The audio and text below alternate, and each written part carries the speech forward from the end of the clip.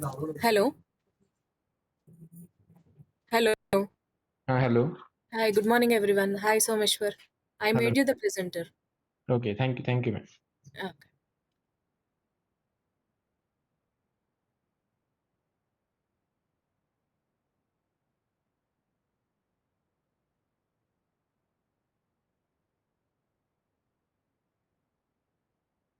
Hello. Good afternoon, all. All.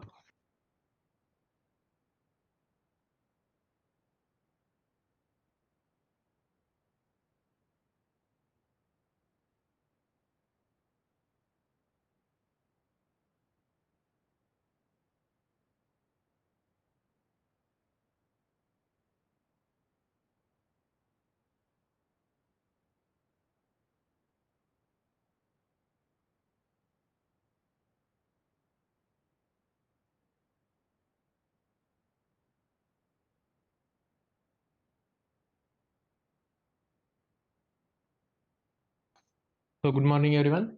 So, today we will discuss about some of the case studies or implementation of machine learning in the field of cybersecurity. So, we will get to know more information and more knowledge about how we can implement different kind of machine learning algorithm in the field of cybersecurity. How machine learning will be helpful for you to get more information, get more out, what we can say, more knowledgeable outcome, or what, more information and accurate result. And how can we automate the existing task through machine learning? These things we will came to know in today's session. So today we're going to learn about the practical implementation of machine learning in the field of cybersecurity. So for wait a moment, I will share my screen.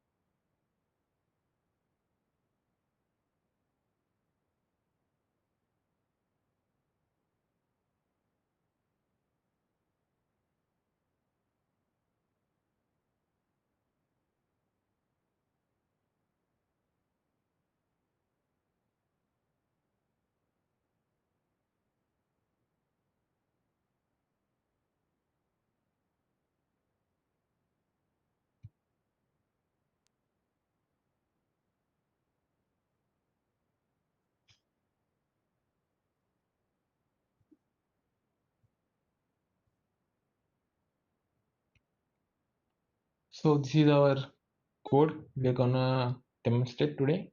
That is a simple neural network model for multi-layer perceptron. This is a simple neural network model using multi-layer perceptron. So it is a neural network model for phishing email detection. So many of you asking about that, what about deep learning? So we thought that we should give you one program with using deep learning. So this is the phishing email detection model.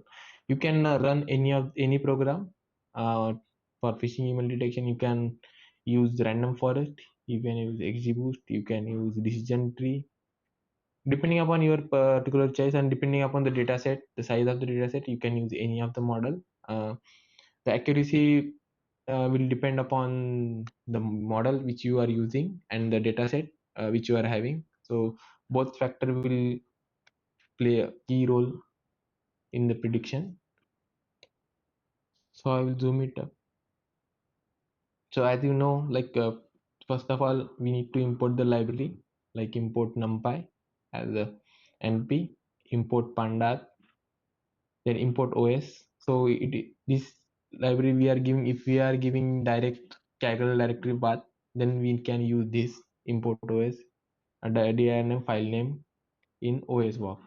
So this thing we can use, but no, we are directly uploading the file locally. So we have created one data frame, that is pd.read underscore csv. That file name is phishing email dot csv. This is the file, and the file contains 18,650 records and 3 columns.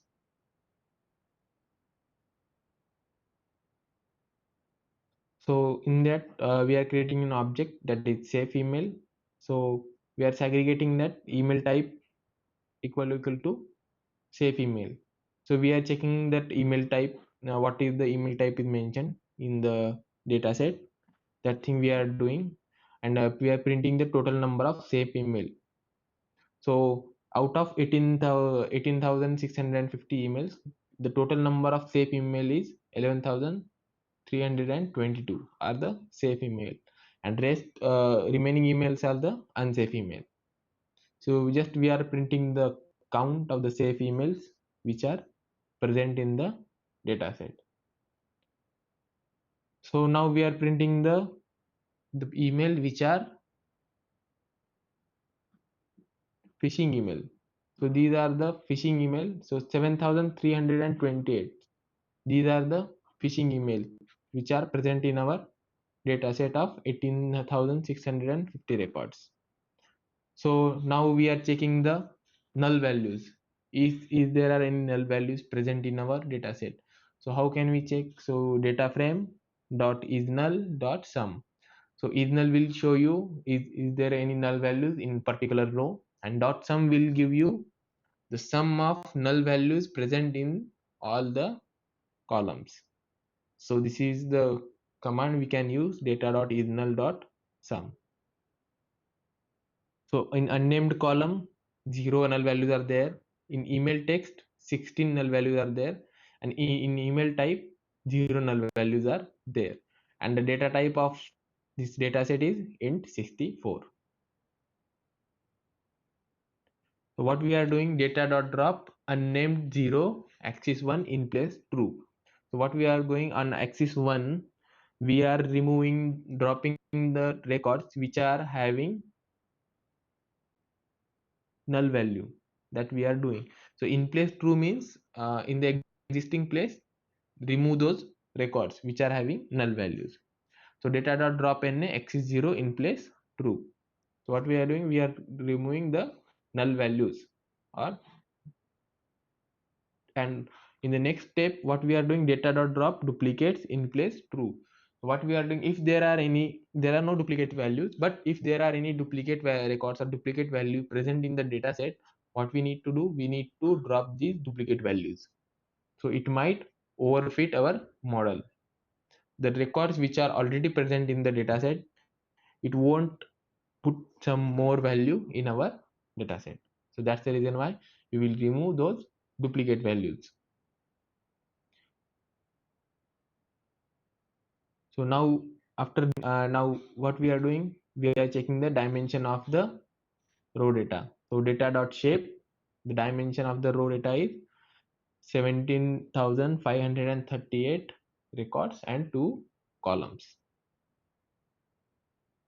So email, so now what we are checking, now we are checking email type value count dot value, means in the email type, after dropping and after removing the duplicate value and after removing the uh, dropping the na value, now we are checking how many email types are there which are unique. So data email type dot values dot count dot values. So we are checking how many email types are there. So if you can see 10,980 and 6,558, that these both are the different email type, like phishing or genuine or authentic email. So here we are plotting the categorical distribution of that email. So safe email, and these are the phishing email. If you can see that safe email are little bit exceeding out of 10,000 near to 11,000, and these emails are near to 6,558 phishing emails. So see how we are planning, import plotly.express as px, figure px.bar. So we are plotting a bar graph. Data is email type dot value count. X, for x-axis we are giving email type dot values count. So on x-axis the value counts will be there for the email type, and the y on the y-axis data dot email type dot values count dot values will be there, and we are giving the color as well, blue for the safe email and red for the phishing email. and we are giving the labels for this bar graph distribution. For x-axis we are giving category, and on y-axis we are having the count. If you can see here, y-axis we are having the count, and on x-axis we are having the category of the email, if it is a safe email or phishing email. And we are given the title for this graph, that is categorical distribution of phishing email. So next step is from SQL prefusing import label encoder. So we are doing label encoding here. So LE, we are creating an object equal to label encoder, data equal to email type. LE.fit transfer, we are doing the fit transfer on data email type.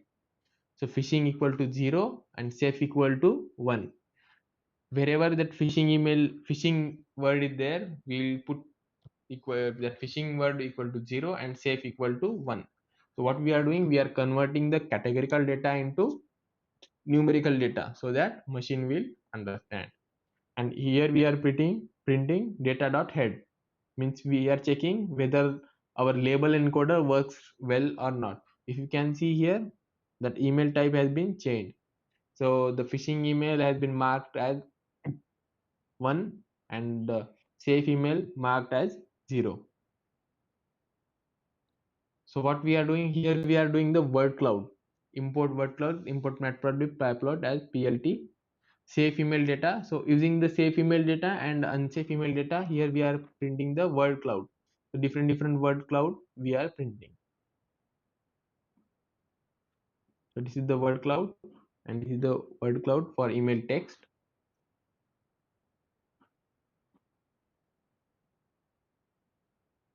So now we are using vectorization method to convert that text into vectors. From sklearn feature selection text import tfd vectorizer. Vectorizer will equal to tfid vectorizer, and the stop word equal to English, and max features 1000 we are giving, and our argument range is 1 comma 2. And x features, we are doing the counter vectorization for x feature.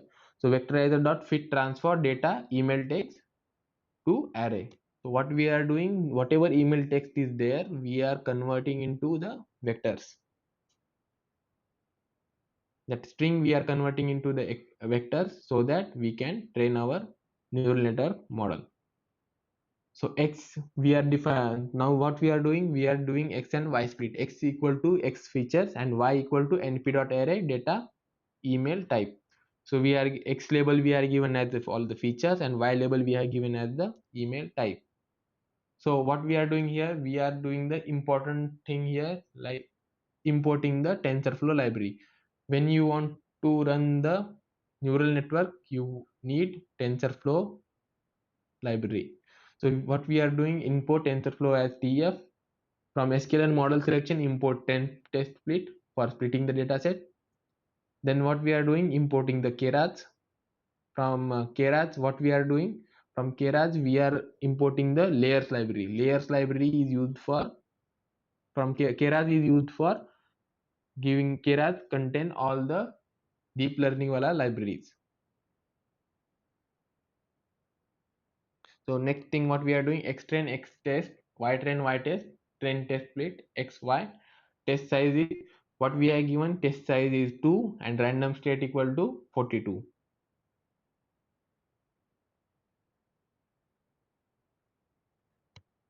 So here we are building the Keras model. So we are defining the different layers. So as you guys, some of guys know, like in neural network there are different layer, dense layer, input layer, like fully connected layer. These layers are there, so we need to define a grid. That grid will contain the different layer, and there are some functions like model equal to Keras dot sequential, layers dot input shape, extend dot shape 1, and layers dense layer we are defining as 128, and activation function here is relu. And in the, and first layer is 128, and the second layer is of 64, and third layer is of 32, and the final layer is last layer, that is fully connected layer, is of 1. So there are one layer in the first section, in the last section, and 128 layers are in the dense section, that is first section. And at the last we are using sigmoid activation function as a sigmoid. So if you want to know more about this, what is the ReLU, what is sigmoid, you can go through different articles. You will came to know how neural network will work, what is ReLU, what is sigmoid, different things. So here we are using modular compiler optimizer Adam optimizer. We are using loss is binary cross entropy. We are using binary cross entropy, and the matrix equal to accuracy. So here we are fitting the model. Everything is same, just in neural network this thing will be changed. If you want to use the random forest here, you can use random forest. We will share this APNB file with you. You can try with the random forest and decision tree. Check how much accuracy you are getting. So model.fit, x train, y train, epoch is 10, batch size is 4. So in neural network, we set the epoch, means how many times it should go to. So it is like iterative process. Every time the model will improve itself in neural network. And we are giving the batch size. So in each batch, the records will be used as 4 records. And loss accuracy equal to model evaluate x test and y test, and print test accuracy. Directly we are printing the test accuracy. If you can see, after every epoch our model accuracy is getting improved.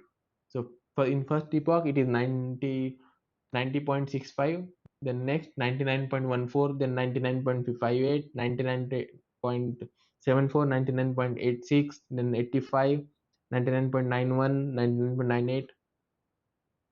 But in the last epoch, if you can see the data, what we can say, the data having some noise. That's the reason why here our accuracy got lost. So that's the reason why the final accuracy of our model is 97.94. So this much accuracy we got. And here we are printing the classification report as well. So this is our classification report. So accuracy is 98, almost 98. 97.94 means almost 98 we are getting the accuracy. That macro average is 98 and weighted average is also 98.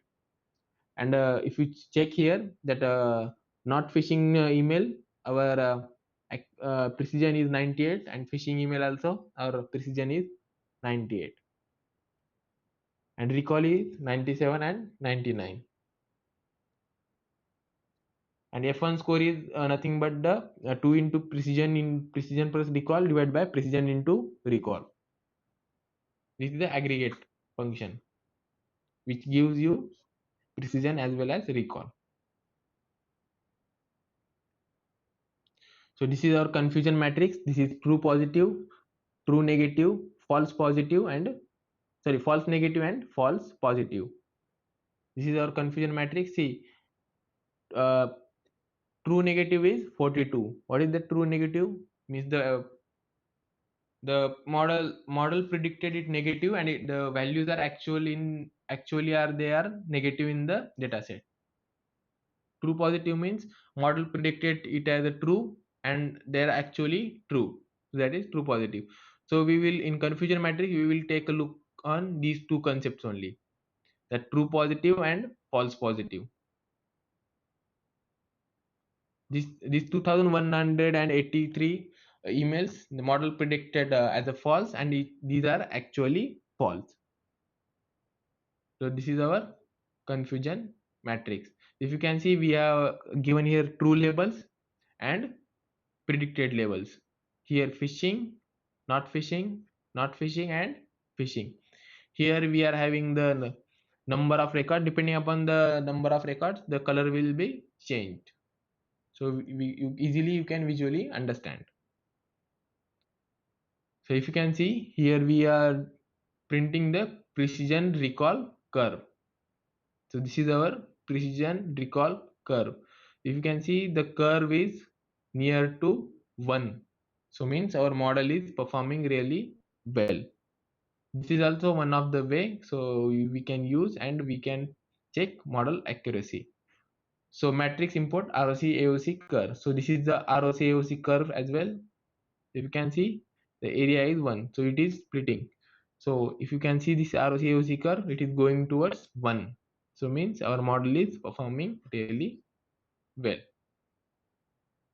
So again, same thing, confusion matrix for so here we are printing the random forest from sklearn more ensemble import random forest. So this thing you already know, like training the random forest model, an estimator we have given the 100, random state we have. See, if you can see here, for neural network as well as for the random forest, we have kept random state as 42, so that the our accuracy won't be changed depending upon the data. So data should be same, so that we can measure our accuracy. So RF classifier fit extend y-train, make prediction of the on the test data. So RF predictor, RF classifier dot predict x test. So this is the this code we use to make the prediction on the test set. And to evaluate the model from sklearn matrix, classification report and confusion matrix we are importing and printing the classification report on y-test, RF predictions and target names. What are the target names? Target names are not phishing or phishing. So confusion matrix, we are creating an object confusion matrix, y-train, RF predictor. So here we are plotting the confusion matrix. For plotting the confusion matrix, we are giving the different parameters like x tick label, y tick label. We are giving plot x label, plot y label. What should be the name? What should be the title of that confusion matrix? So here confusion matrix for the random forest, and at the last, what we are doing, plt dot show. So we are showing that, and here we are given the new mail. So random mail we have given, and we are checking whether it will try to predict based upon its training data or not. So this is our accuracy we got. So we have got the same accuracy, 97%.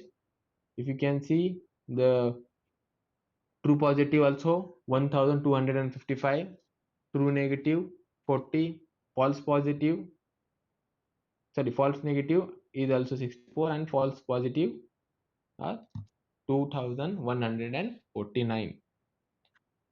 So that's all about the phishing email detection. Like how can we implement machine learning in the field of phishing email detection.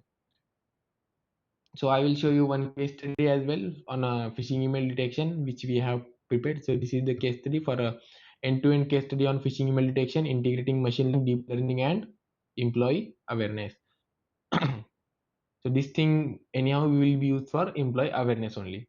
So what is the abstract of our machine learning, that phishing email detection? This case study explore a multi-factored approach to phishing email detection, combining machine learning, deep learning, and its comprehensive employee awareness program. We demonstrate the effectiveness of integration, Tradiverse, data source, and focusing on real-world implementation. So here we have not used the different DL model like LSTM and BERT.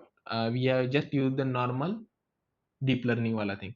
LSTM and BERT will be too much high for you guys. So that's the reason why we have just used the normal.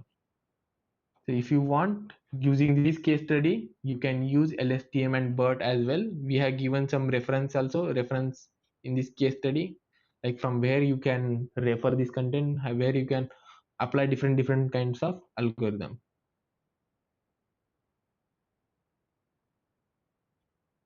So this is it. This is the background. Phishing attack, particularly by email, poses a significant and ever evolving threat to individual and organization. Traditional security methods are often circumvented by the sophisticated social in tactics, making advanced detection and prevention mechanism critical. This study analyzed the various techniques for detecting phishing email, emphasizing a blend of machine learning and deep learning algorithm coupled with the employee awareness program to combat with prevention of threats. So what is our problem statement for this? The problem statement is organizing a face and escalating the number of phishing attempts, leading to a substantial financial losses, data breaches, and reputational damage. The security team at Secure Bank experienced a noticeable rise in phishing attack, targeting their employees, averaging 10 successful incident per month. So there is a incident happened. So we have taken this reference. So these attacks range from credential harvesting to malware distribution. This case study focuses on reducing the number of successful phishing attacks and enhancing employee awareness and reporting rate. So you can go through this case study. You will get more information and more knowledge about this.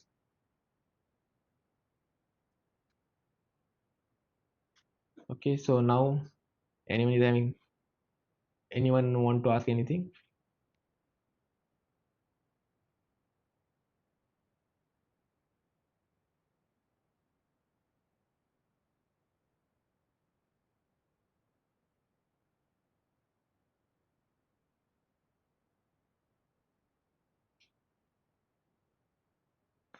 Okay, then we will start with the next thing.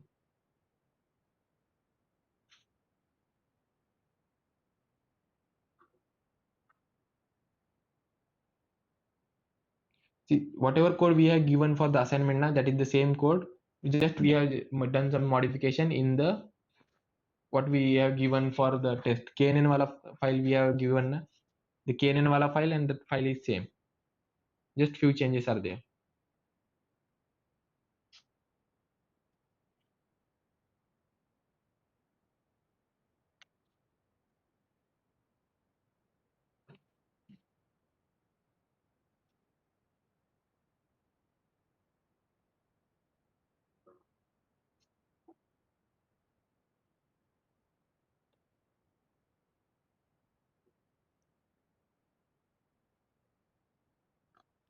Okay.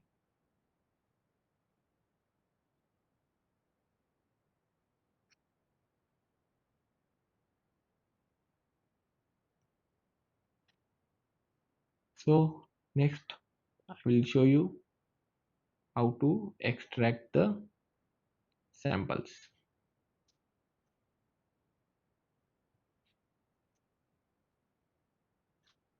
So I hope my screen is visible to all of you. So extracting PE headers from the malware samples and saving into the CSV file. If you got all the PE header, if you got everything into your CSV file, then you can build any model, any algorithm you can apply. So extracting the data, extracting the important data from the malware sample is key step. It is a key step because if you are having the data, you can build any model on that. So how to extract the sample data, means how to extract the PE headers and different information from malware, so that we can train our model to detect whether it is a malware or not. So this is the first step. Like first step is to import the library. I will give comment as well. Importing the library. So importing the library. So these are the library: import OS, import hashing, import PE files. PE files is a library which is used for extracting the information from the PE files. PE files means portable executable files. So import panda, that PD, and import CSV. Import CSV, why we are doing?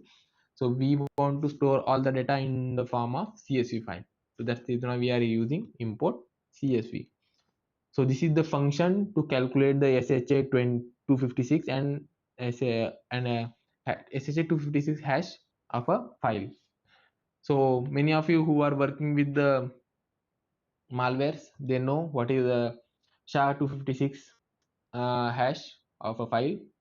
So to calculate, def calculate SHA-256 and the file path we are giving.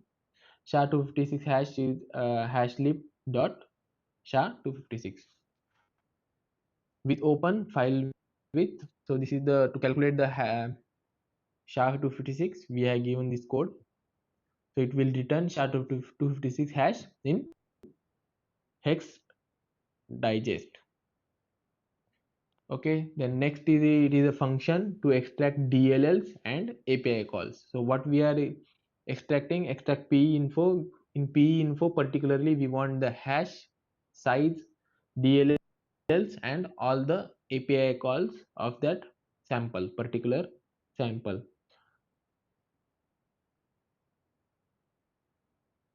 So this is the code. I will zoom it also. Calculate the SHA-256 hash. So this is the code for calculating the SHA-256 hash. Get the file size. Here we have os.path.get size. So why we are given os.path.get size? Because the files are stored in our local system. Next, we are given the exception handling also. Try except block. If there are any exception, we can handle it. So load the PE file, extract imported DLL API calls, and here we are the decoding technique as UTF-8. So if there are any error in the processing, the code won't be terminated. So it will skip that file and it will continue to get the PE information. Now next we have written the function to extract PE header features. So we have created the function def extract PE header features. So PE file path, track PE equal to file path dot PE and a PE file path. Here we have written for function for DOS header, and you want DOS header, NT headers and file headers. So in file headers also we have particularly mentioned pe.fileheader.machine, pe.fileheader.number of sections, pe.fileheader.time and date stamp, pe.fileheader.pointers to symbol tables. So like yesterday sir was teaching you about malware. So these are some key features which we want for malware detection. Even for optional headers also we have mentioned some of the key optional headers. We want only because one PE file contain many optional header, many PE file header means many file headers. So we want specifically these headers for our prediction or for our model. So here are some optional headers as well. Optional header magic, like major linker version, like minor linker version, size of code, size of initialized data, size of uninitialized data, address of entry point, base of code, image base, section alignment. We want file alignment, major operating system version. We want the system version as well, minor operating system versions, then major image version, minor image version, major subsystem version, minor subsystem version, size of image, size of headers, then subsystem, checksum. We have calculating checksum also, DLL characteristics as well as size of the stack reverse, size of stack commit, size of heap reverse, size of heat commit, and then leader flags as well as number of RVA and sizes. So base of the data is get attr attributes, PE optional headers, base of data is none. So PE dot close. After this we are getting the all the information, extracting all the information from the particular file. We are closing that PE file and we are heading towards next file. So we are running one for loop in the all the files. So this is the function to analyze malware samples and extract all features. So def analyze malware sample directory combine feature. So this function will combine all the features which we have extracted above. So this function will help us to combining all the things.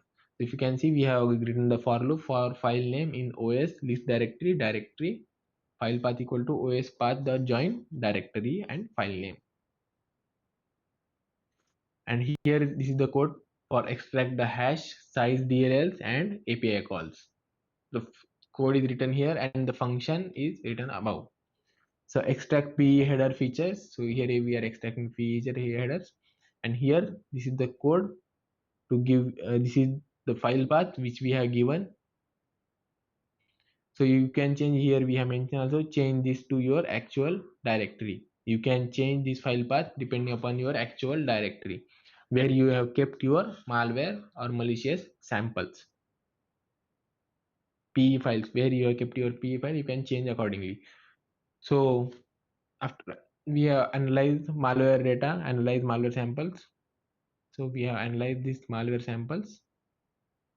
If you can see header for the CSV file. So now we are giving the header for the CSV file.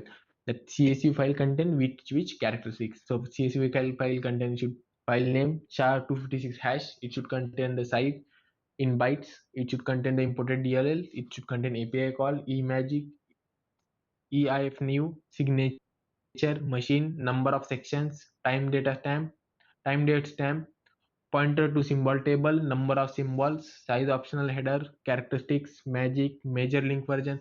So like this, we want these are our CSV file header. So for each sample, this data should be there for particular CSV file. So for particular sample. Now we are creating a data frame to store the results. So malware df, we are creating a data frame equal to pd.data frame malware data and columns equal to header. So the columns should be like the headers. So column name should be like the headers and the data should be malware data present. So display the result, print the malware df and save the result to the CSV file. For saving the result, CSV file path we have given like malware analysis with header.csv, malware df dot to CSV means what we are converting, we are converting that data frame into a CSV file. And CSV file path we have given CSV file path. If you can see the CSV file path we have given here only, and next index equal to false. So now what we are doing, print the analysis result to save to. So we are printing the analysis result and saving to the CSV file. So these are some few files we have analyzed. So these are malware samples which we have analyzed. If you can see 50 malware sample we have analyzed. So one by one we are getting the SHA-256 hash, size of malware sample, then imported DLLs also we are getting, API calls also we are getting. If you can see here, we are getting the API calls as well, eMagic, eFile name, checksum, byte system, number of sections, machine signature we are getting for each file. We are getting DLL characteristics, size of stack reverse, size of stack commit, size of heap reverse, size of heap commit, loader flag, number of RVN sizes, and base of data. So these are the key characteristics which we are getting from our model.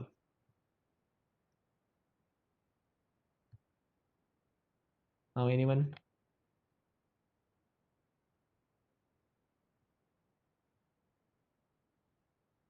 In real time, how will you access the file? Which file you want to access in real time? You want the malware files.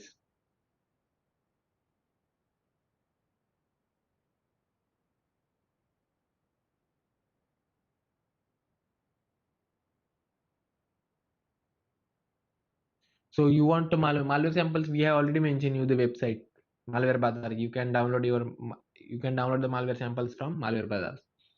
You will get the latest samples, but just check whether the samples are packed or not. If there are packed malware samples, the code which we have shown you, it won't work really well. I mean, it will work, but it won't perform that much good.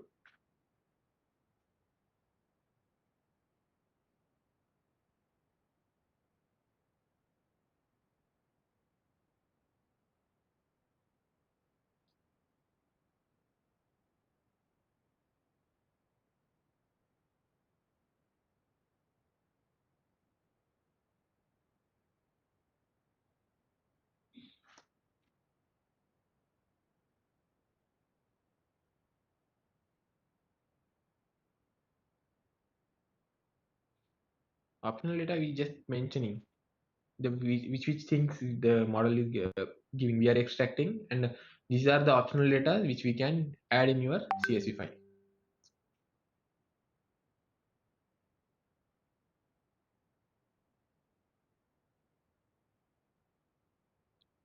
This thing we will mention you later.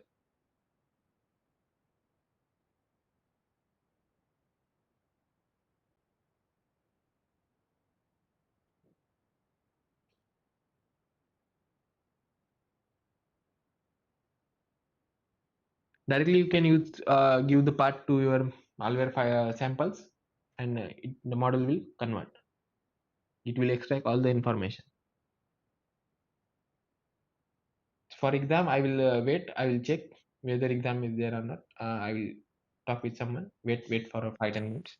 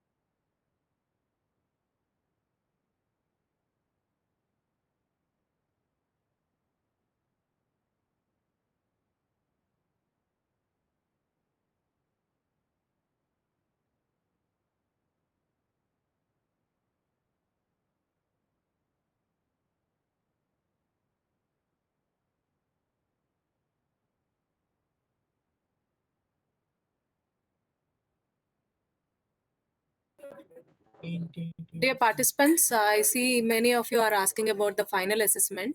So, for details related to the final exam, you please check in the respective WhatsApp groups for information related to final exam.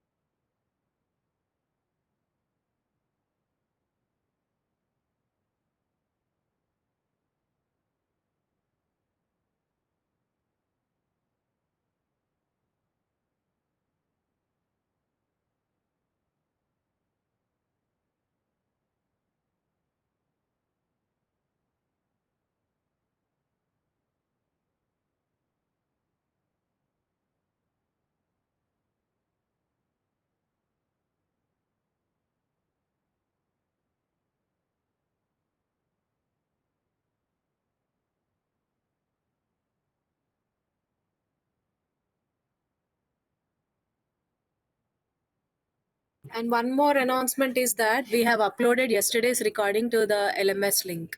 You can check the yesterday's recording and also the PPT on LMS.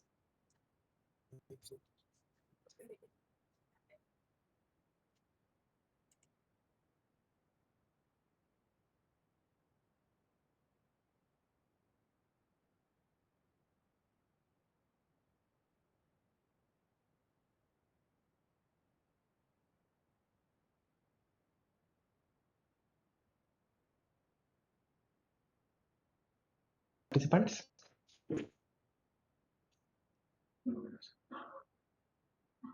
Okay, no, it is not a break time. So I will show you more things about this. We are having plenty of things organized for you only. So as we have learned about the deep learning wala, CNN wala, random forest wala on phishing email detection, how it will work. Then we learned about how to extract the different P headers, if header files information from a exe file or a portable executable file. That thing also we learn. Now I will show you. I will demonstrate you one case study using Kaggle dataset. Many of you were asking regarding the Kaggle dataset as well. So I will show you the implementation of this as well. So this is the case study using Kaggle dataset.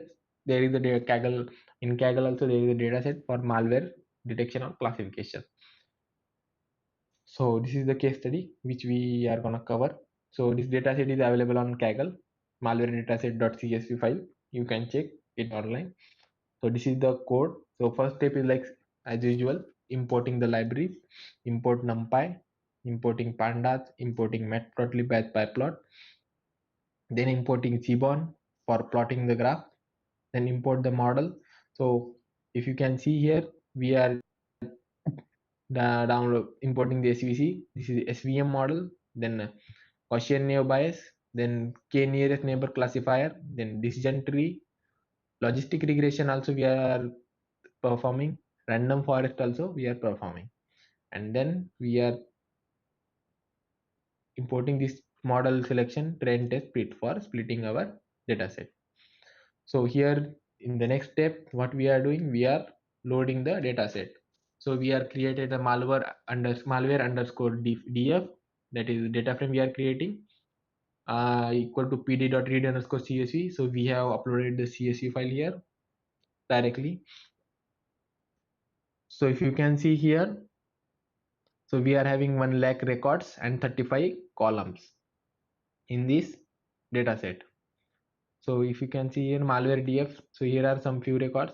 It contain hash, millisecond, classification, state, usage counter, prior, static prio, normal prio, policy, VM Goffy.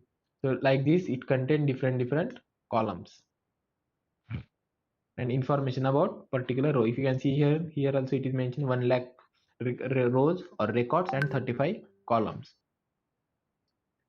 So printing the count of the label, the malware df classification dot value dot cloud. So in the classification column contain the it is the sample is malicious or benign. Benign means good sample, or malicious means malware sample. So if you can see here, we are having 50,000 malware samples and 50,000 good samples, that is benign samples. You can see here we have printed one graph as well, malware df classification dot values pyplot we are printing here. If you can see pyplot also, so there are 50 benign sample and 50 malign samples are there, 50%. So what we can say, the data set is normally distributed or it is stable. So malware underscore df dot is null dot sum dot head. So what we are doing, we are calculating if there are any null values present in the dataset. So if you can see here, there are no null values present in the dataset. So here we are listing out the column names. So these are the column names present in the dataset.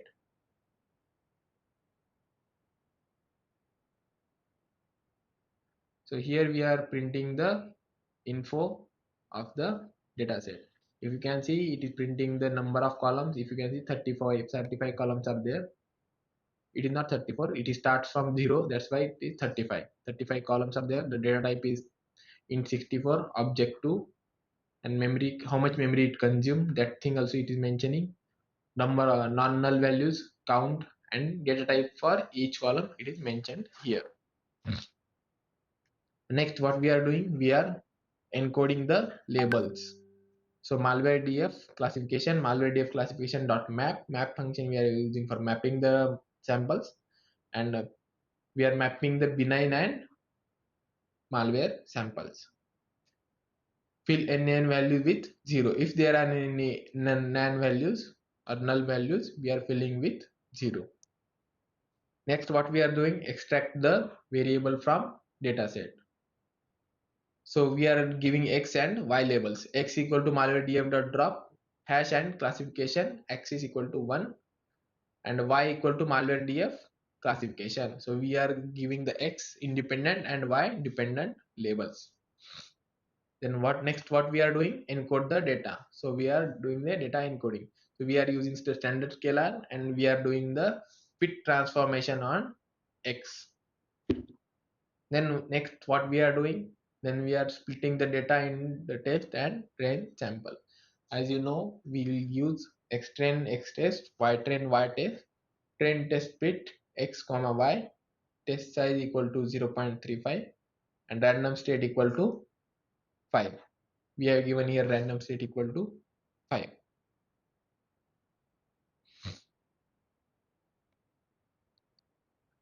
We purposefully change this random state here. So I will show you how it will be displayed. So print the count of labels. So here we are printing the count of labels for each column. So this is the library, detail library. This is the new library which we have. Here we will use the detail library. Using detail library, we will find the outliers. Here it is normal. Normally we are printing the box plot for each of the feature, or each of the column we are printing the box plot. So this is the interquartile range for our each column. So how much percentage of the range of the data it is present. So maximum data is present in this range only. In millisecond column, it will present in the almost 220 to 780-90. So maximum data lies in between this range. So this is the box plot for each column. So next, so numpy and pandas, here we have commented also, you need to import the numpy and pandas because we are converting the some of the feature into array. So for converting array, numpy has been used. So here we are importing the matplotlib, seaborn as well.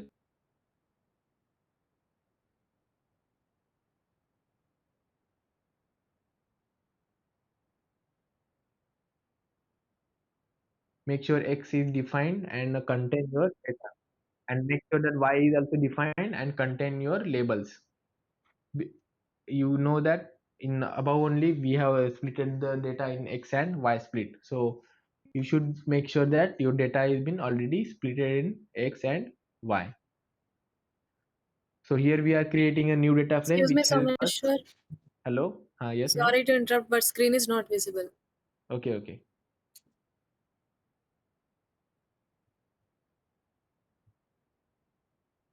Now it is visible, I think. Okay. What I was mentioning, this thing I was mentioning, like import the numpy pandas. You should import this thing. Import seaborn, matplotlib for plotting the data, and for picking the data, we have already defined. If you know, we have mentioned here also, make sure that x is defined and contain your data. So we have already done the splitting of the data, like x and y split, independent and dependent variable we have already splitted. So we have given x as data and y as labels. So next, what we are doing, we are creating a data frame which help us in plotting the results data. So plotting the result data of TSNE. So here we are plotting the data. So this is our data has been plotted. So next we are doing the model validation function. So this is the code for model validation function. We are defining the function like validate, y unseen and y pred. Next we are importing the metric class from sklearn import matrix, sklearn matrix import confusion matrix. Then what we are doing, we are get the confusion matrix to be printed on graph. So here we are printing the confusion matrix.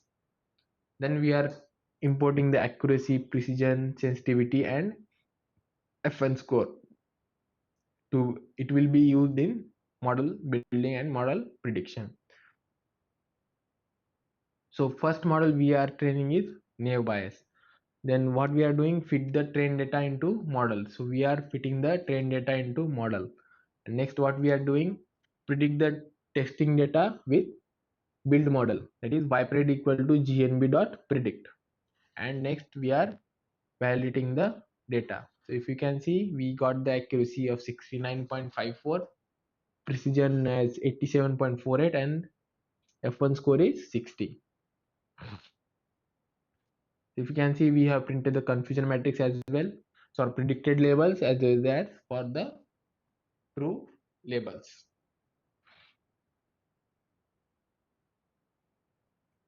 So next we are printing the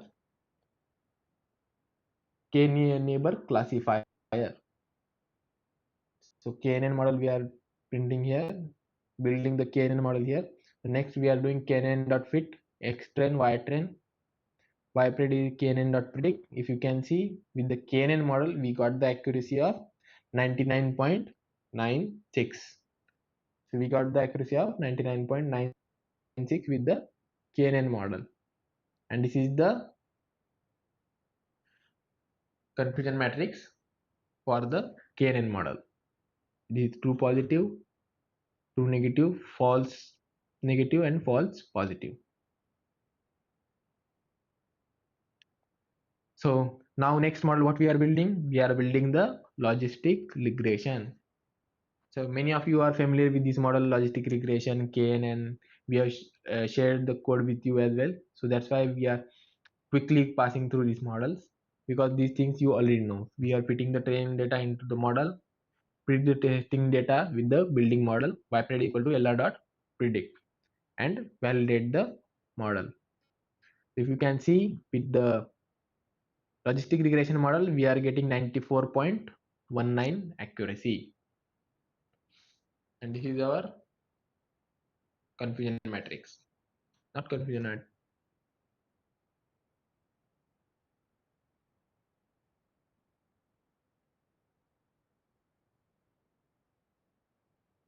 okay. So next we are, after logistic regression,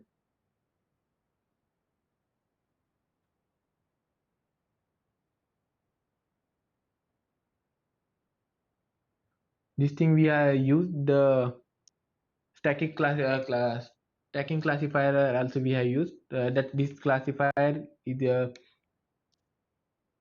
stacking classifier we have used. And with the stacking classifier we have done the classifier 1, classifier 2, classifier 3. We have used here the different classifier, and classifier main is stacking classifier. We have used the stacking classifier to check the accuracy of the model.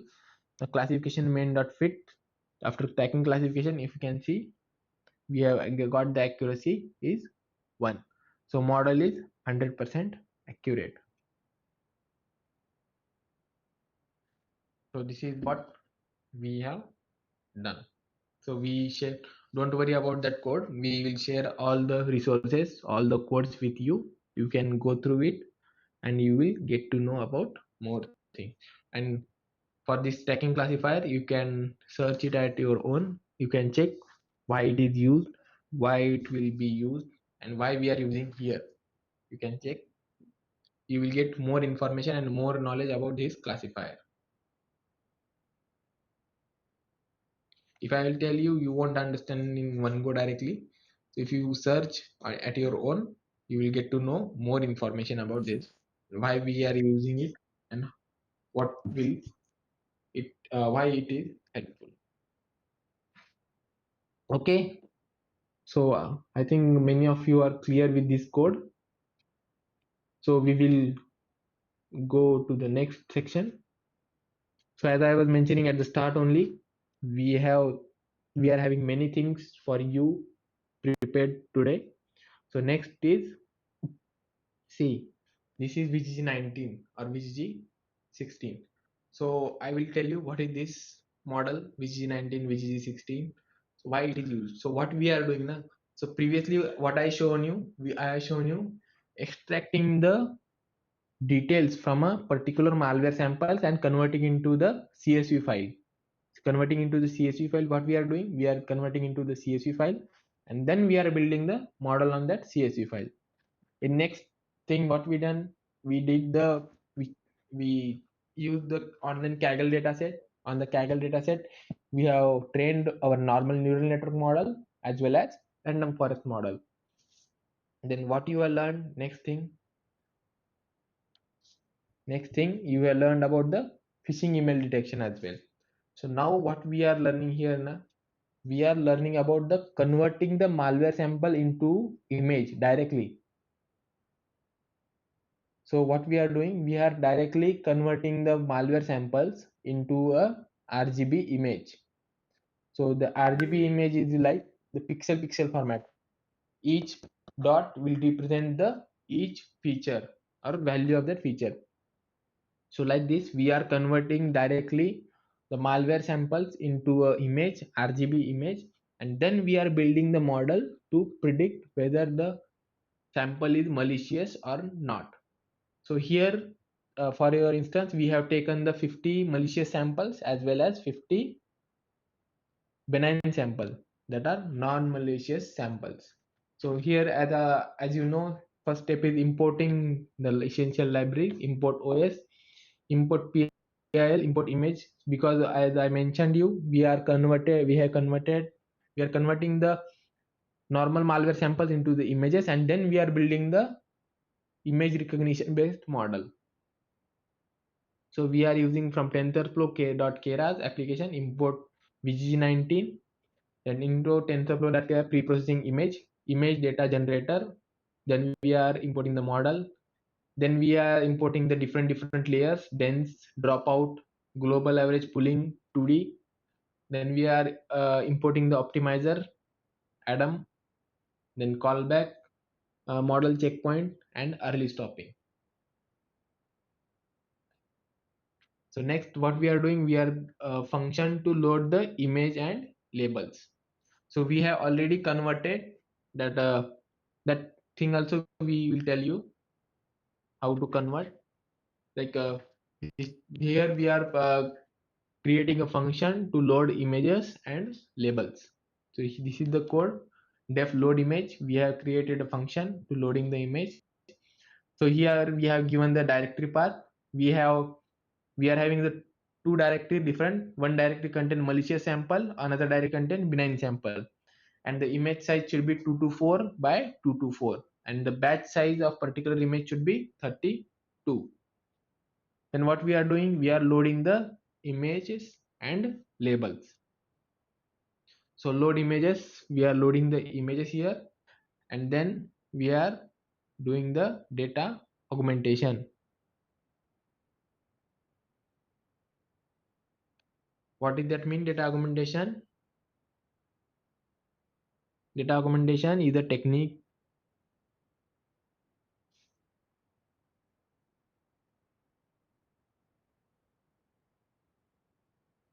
Okay, then next what we are doing, train the generator, like train data gen dot flow, xtrain ytrain, batch size equal to batch size, and validation generator also, val data gen dot flow, xval yval, batch size equal to batch size. So here we got the error while loading the, because we are having some issues with the images. So then what we did, we again build the model. So then if you can see, building the model using VG19. then freezing the layer of the best model. If you can see, the error is here only. While compiling the model, we have declared the wrong function. This error of the function, we are getting the error. So we solve this function. Now we are converting that, we are training that model. And if you can see, we kept learning rate at 0.0001 and loss equal to categorical cross entropy. Matrix is accuracy. So checkpoint equal to, so here we have written the callbacks. Callbacks is a different thing which you will know in while you are working with the image dataset. So then what we are doing, we are training the model. This is the thing, we need to create a grid to train the model. History equal to model dot fit train generator steps per epoch length. Epochs we are putting for 50 epochs we are creating, and validation equal to data var and generator. So plotting the train and validation accuracy and loss value. So after this, if you can see, epoch has been gone.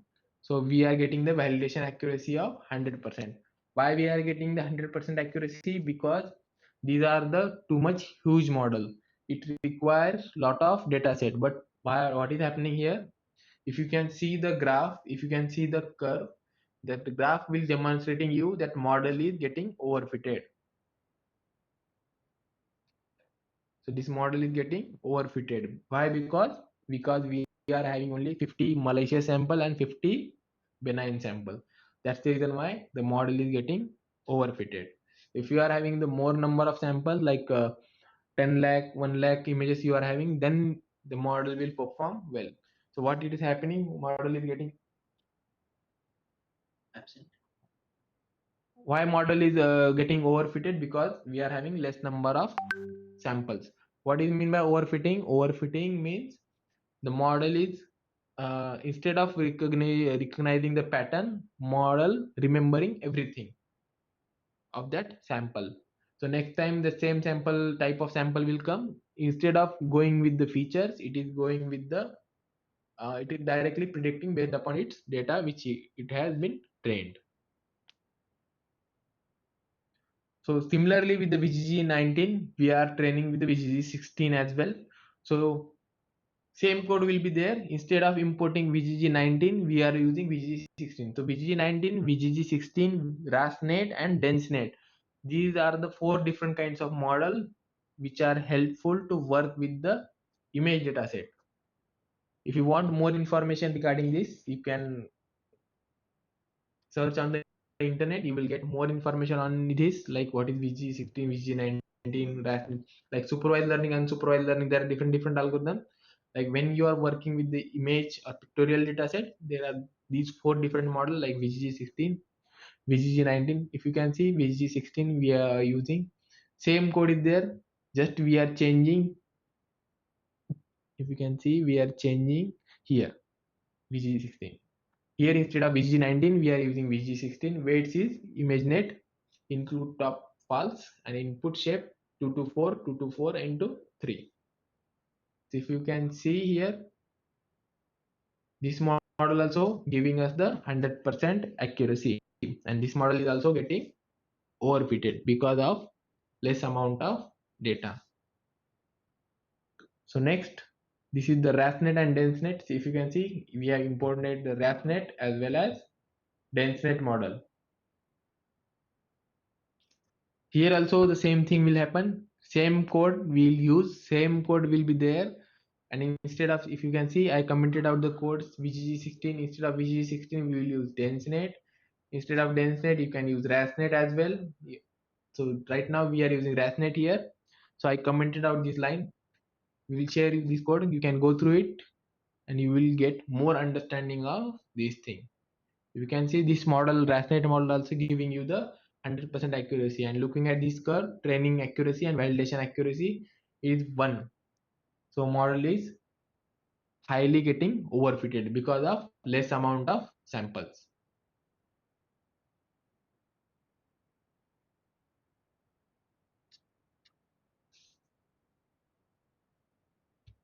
Okay, I hope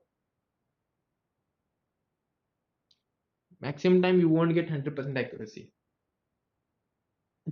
The accuracy should be like 99.91.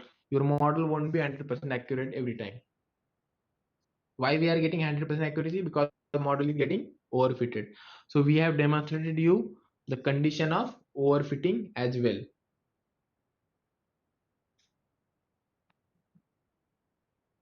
So what is the benefit? So as you can see, the Google and different institution train their model on image detection. If you know the concept, so there are many models which are available and which are trained on image detection. Like if you can see the Google, yes, I stopped the screen sharing. If you can, if you know about that, so there are many models which are highly trained on crores. We can say billions or millions of the images. They have trained Excuse their me, model. Someshwar. Ah, yes, screen is stopped. I know. Okay. Yes, yes. I only stopped the screen. So what I am telling, like there are millions and billions of images they have used to for classification of the different images. If you can see the Google Lens also is one of their tool. Like it will detect directly object depending upon the visualization. So that's why these model are fine tuned. They spend it like 10-20 years to train these models for image detection. So compared with the other models, that image detection models works well. That's the reason why we are we are trying to check for malware detection how it will perform. That thing we are checking. So that's why we are directly, instead of working with the different samples, so directly what we are doing, we are taking one sample, we are converting into image, and we are giving it a label like it is a malicious sample or benign sample. So after training the model, depending upon the, yes, yes, I know screen is not visible.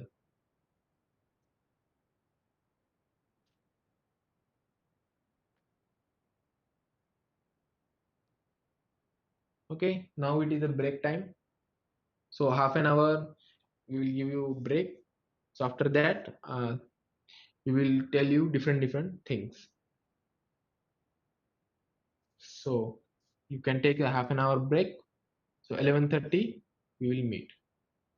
With respect to channel, we have shared you all the information. If you are having any exam related query and all, we have, you can check your WhatsApp group, or with the respective channel we have already shared all the information.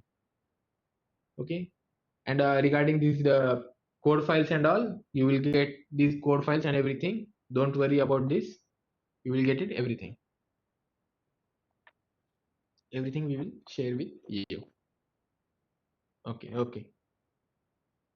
I hope today's session is helpful for you.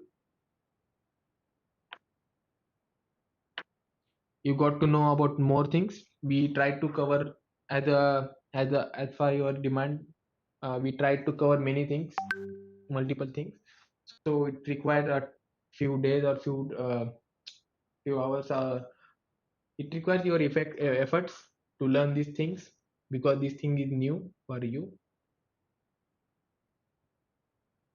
Okay, then we'll meet at 11:30.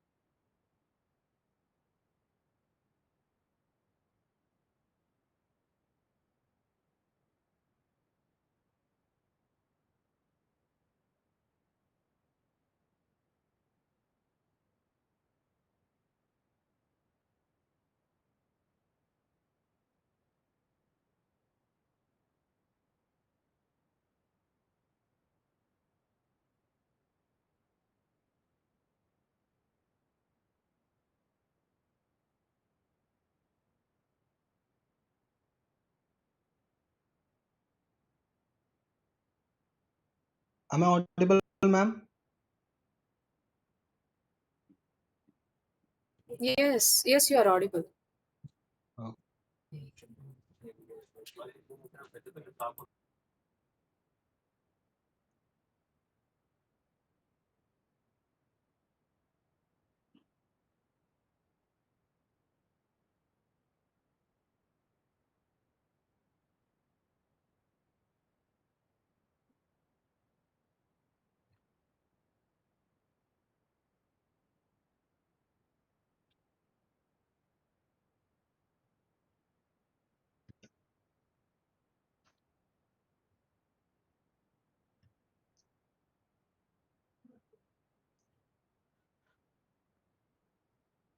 All right, everyone. We will have a small presentation on how to conduct a static analysis on malware binaries. Okay. How many of you have worked on malware analysis and uh, done static analysis and dynamic analysis?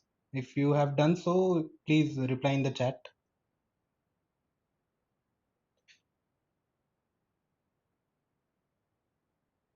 Or like, is it completely new to you? It would be great if you guys just reply in the chat, yes or no. Like, have you guys worked on malware analysis?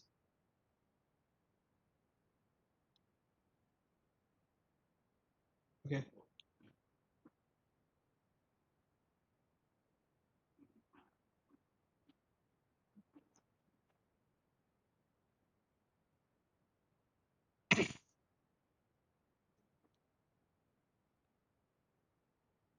Okay.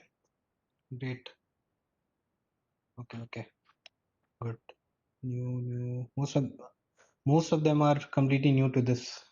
Okay.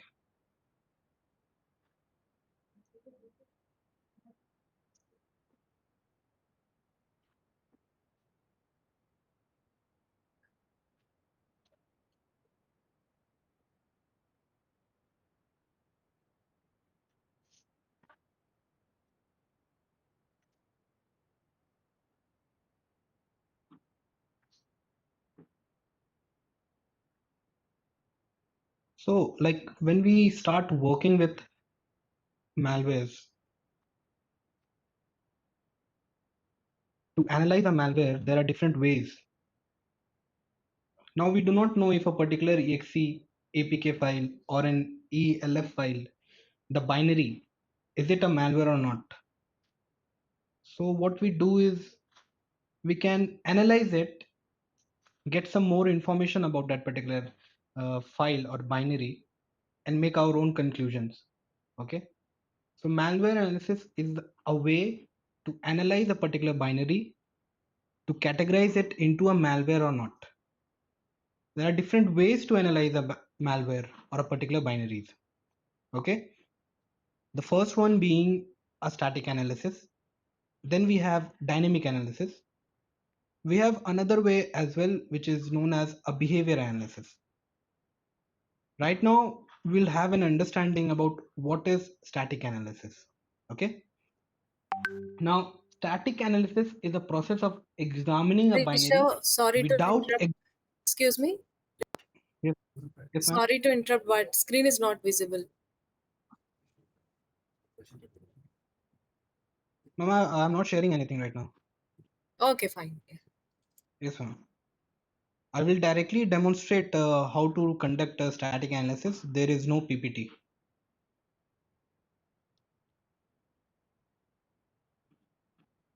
Okay, we'll start again. So there are three ways. Basically, there are two ways. One is static analysis, one is dynamic analysis. Another way is also called as behavior analysis. So we will have a practical on static analysis right now. We'll analyze a particular malware statically.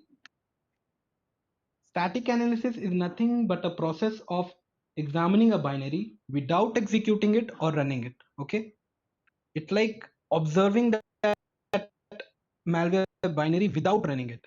Whereas in dynamic analysis, we make a protected environment. We let that malware or that particular binary run. We execute it.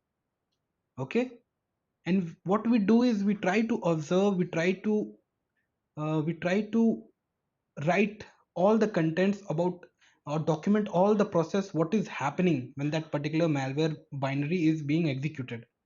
Suppose what are the changes it makes to the particular system, what are the registry changes it does, how is it trying to contact to its original master through a command and control server, how is it trying to get that particular payload back.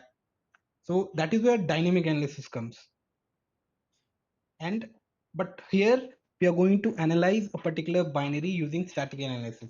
Okay, in static analysis what we do is we try to open up that particular malware.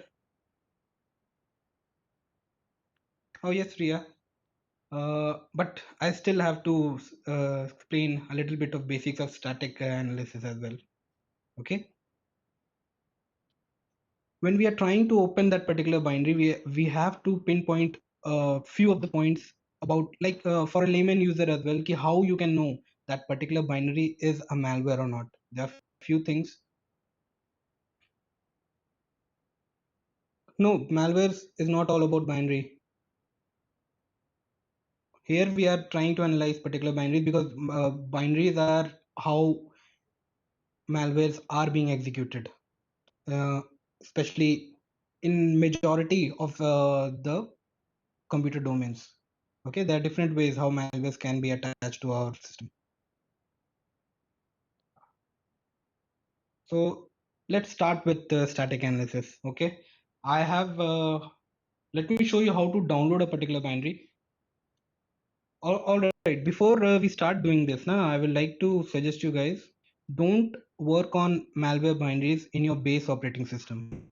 Always use a virtual machine, set up a particular lab. Okay, you have to set that particular virtual machine, set up a system. You have to work in a virtual environment and set up your network connectivity as such it is not directly connected to your host system. Okay, because if it infects your particular base system, it can infect your network. And as you know about malwares, there are different types of malwares. They try to propagate, they have lateral movement. They will try to infect all your network and all your different systems. Yes.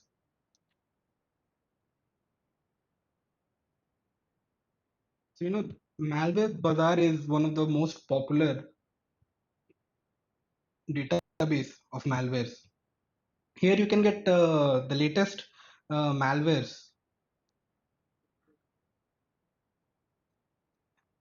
See, you can see there are so many different types of malwares. So now if I just do a tag of ransomware,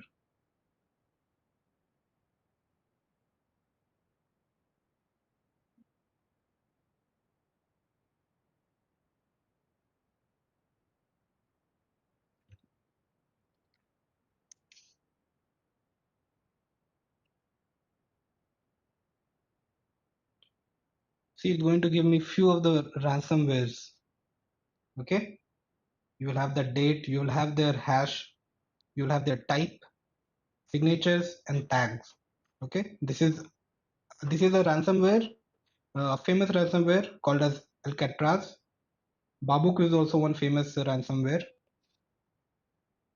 Okay, so all you need to do is download this sample in a virtual machine and click on download. Okay, you can see it will be downloaded in a zip file. See, zip password will be infected.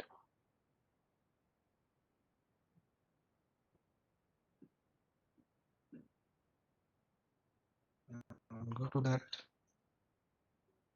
downloads.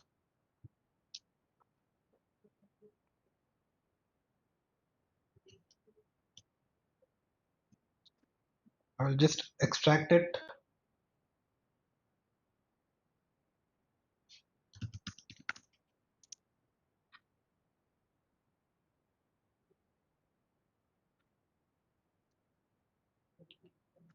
As you can see, I have different types of binaries present here, with one being ELF, the other being P files, okay, exe files.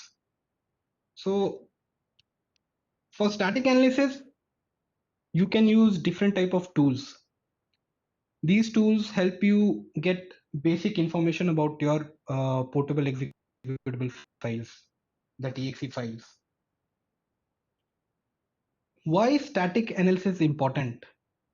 Because it provides you safety. You do not have to run that particular malware binaries. It is not directly time consuming.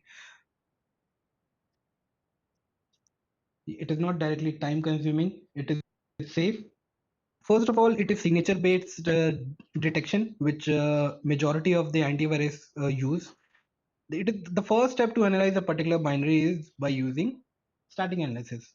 The moment you find that particular hash, you compare it in the antivirus detection system, and if it matches to a particular hash, if it is already present in the internet or in the domain of our technology world, so it will directly flag it as it is malware, be careful. That is how antivirus also works at the start.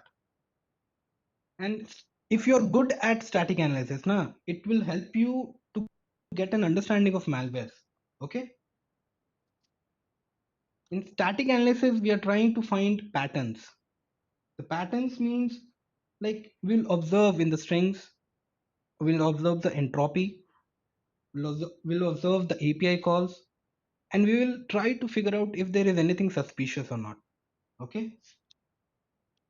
Indicators of compromise. Sometimes, not sometimes, now majority of the latest malwares are already obfuscated. Why? Because they don't want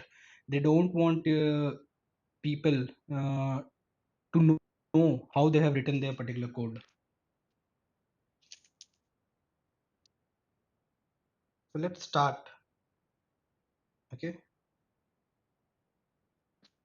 So we'll start with detect it easy. This is one tool, detect it easy. You just open it. It's one of my favorite tools. Very easy, nice. So I will take one malware binary which I've already downloaded. I will just put it here in this particular tool. Now we'll see it. See, the first of all, it is giving you all the basic information about this particular binary: the operating system, the linker, the compiler utilized, the language, the tools, the resources. So these are the basic information about our particular binary. Now when we go, it will give you the complete information about that particular binary.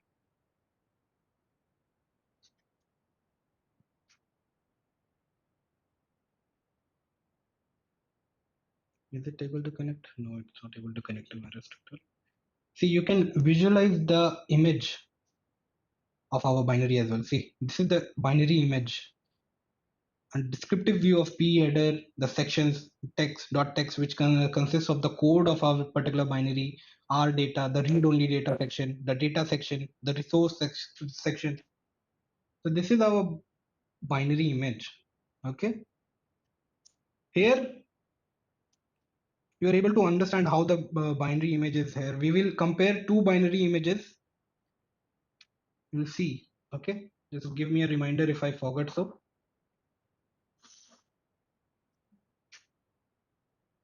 This is the disassembly code. You can see the assembly code of that particular binary as well.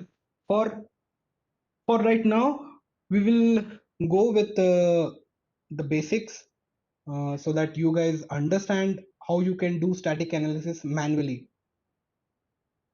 without using uh, machine learning. So when we go to strings, you go to strings first. Okay. Now gives you a idea about our binary. Like it will give you information about the IP addresses, the domains, the functions, the data which is present in our binary. Okay. It is filtered out. It is in different sections. See, we have different section: text, our data, which was here as well when we were going for when we were seeing these different sections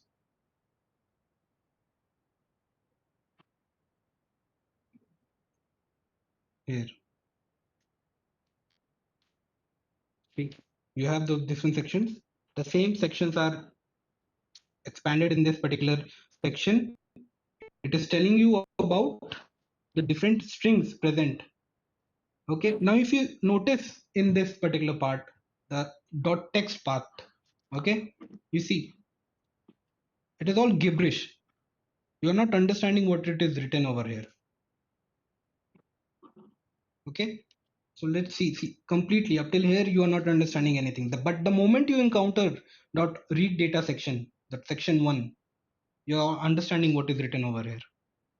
Now you're now this is what you're able to understand. I will also like to focus you on this particular section right now. Immediately we get one section, get current thread id, get current thread.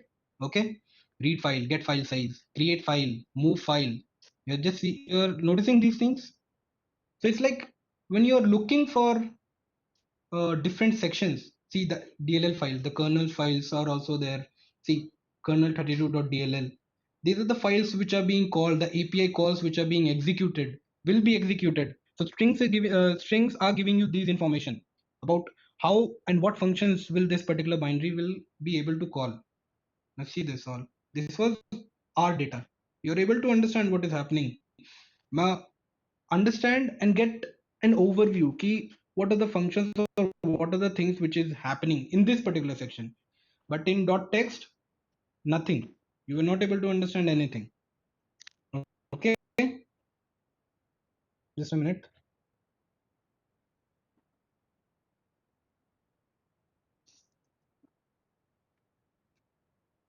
Yes. Now we go to the next section, dot data. Okay, you see again the different strings. Again we are calling a kernel32 malloc launcher windows. Okay, you see now again you see one thing. Again now it is all gibberish again. A particular part of our dot data is again gibberish. You're not understanding these things.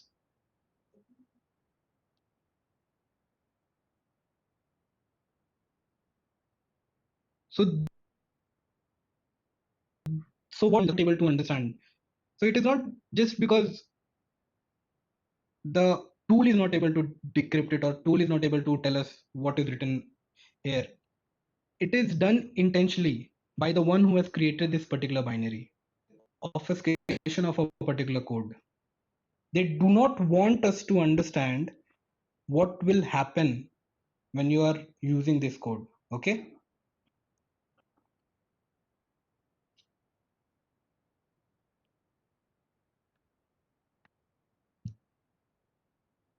So by understanding these strings, you are able to get a particular view, an overview, which of the sections are hidden from our eyes, what is that they do not want us to see.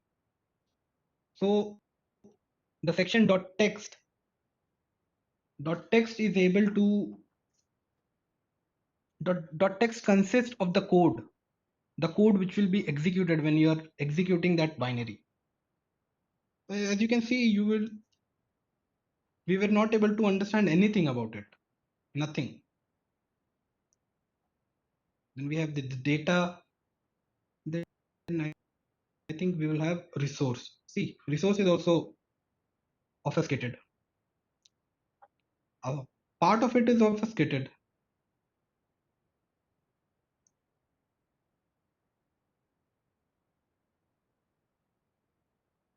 Okay. Now I'll go to section.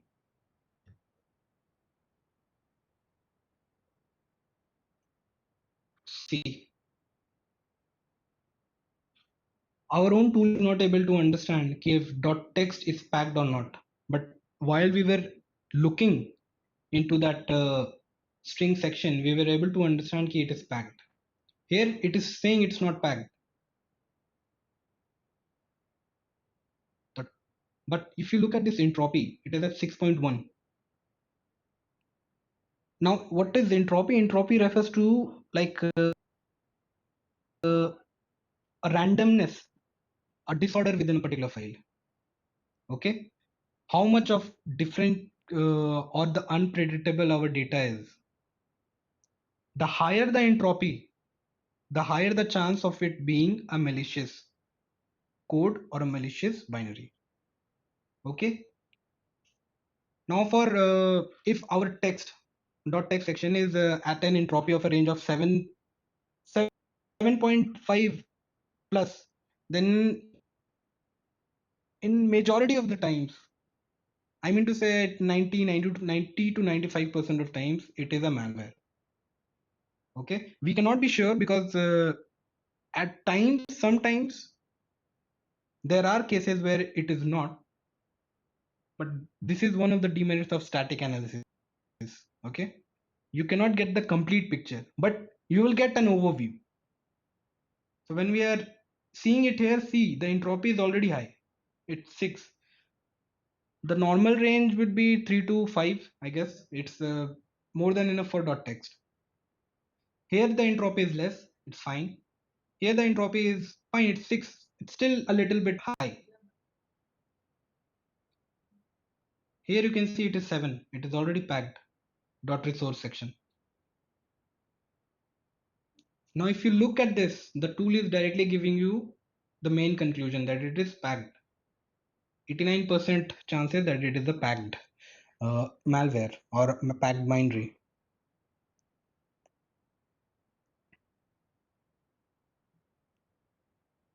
Okay.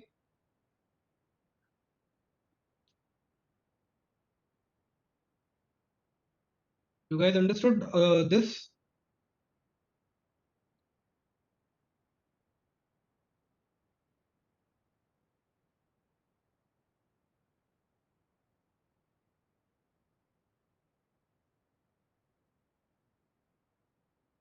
Like hash is given because hash is a unique identification for a particular file. Okay. For any particular file, be it a PDF, doc, any file, there will be only a unique hash generated. If you make any changes to a particular file and then again calculate the hash, it will be different. So hash is kind of a way how you are understanding if this is the same file or not. Hash is one way by which our antivirus system flags a particular binary. The virtual machines, I know there are two good virtual machines, VMware and VirtualBox. I particularly use VMware. I feel comfortable, and they have also made their pro version free right now for personal use, I guess. So you can use VMware. Entropy is nothing but calculation of a randomness in a particular code.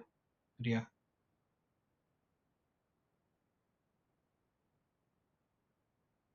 Akul, you need to search it in the internet. It's a nice way. You can use Python. Make a Python code of how to get a hash. It's very easy. Just a normal algorithm is required. Okay. Dot data, dot text. These sections. These are nothing but sections of a particular binary. Yeah. Clear?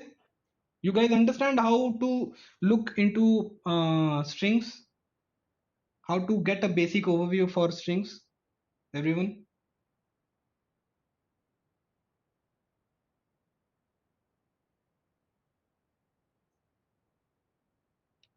Guys, you can just give a thumbs up in the chat, please.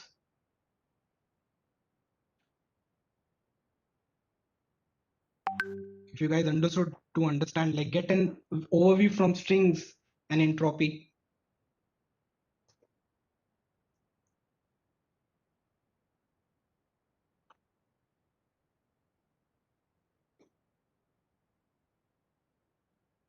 Okay, this was one of the sections. This was one way of understanding. Now we'll use one another tool.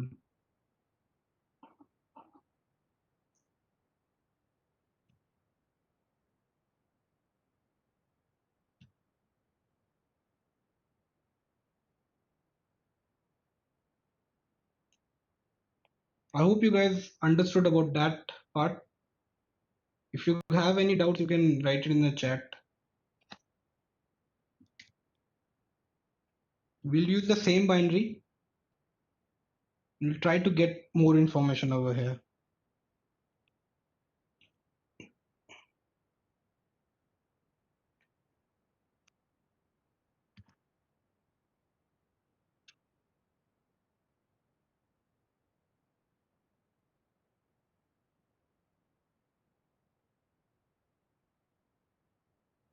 Well, to modify a malware, you will have to, Kamlesh, you will have to code it into it. When you are disassembling it, you have to write some codes. You will have to understand how the malwares are written. Sometimes some malwares are written in JavaScript. Sometimes they are written in Python. Okay, you will have to have a deeper understanding. You will have to understand how they are changed to assembly code. So yes, it's possible, but you will have to have a good knowledge about that. You can get the hash with that. Can we undo the changes manual? For that, that is why we are using a virtual machine. So why? Because virtual machines gives you a option to get snapshots. Okay, always take snapshots. Suppose I have a clean installation of Windows. I have one snapshot. I keep that snapshot, and then I execute the malware. So the malware will make all random changes. It will infect our system. So we can use that snapshot to go back to our previous state.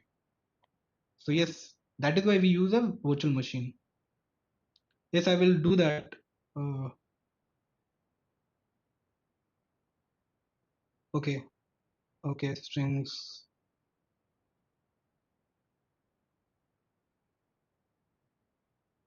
Okay, okay, Pavan, we'll just go for strings once again. Uh, so I will just open the tool again. For this, I'll use the same binary. Okay, just a minute. I will use one different binary this time. Okay, we'll see. See here, you're seeing packer compressed of packed data section. Automatically, our tool is telling you one of the section is compressed or it is packed in nature. This is what these tools do. We directly go from here to the string section. Now strings are directly giving you an idea. Okay, they're giving you an idea how our binary, what are the IP address, what are the functions, what are the domains, what are the calls it is going to make. Okay. Hello. Yes, ma'am. Can you please share your screen? Okay. Hello. Yes, ma'am. Hello. Yeah, please share your screen.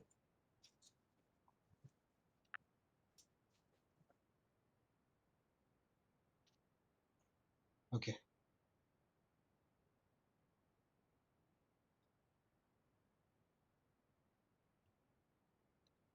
So that is what strings are. Strings are giving you the IP addresses, the domain, the function, the data which will be called in that particular binary. So here we can see it is telling us the strings present in each of the particular section. .text.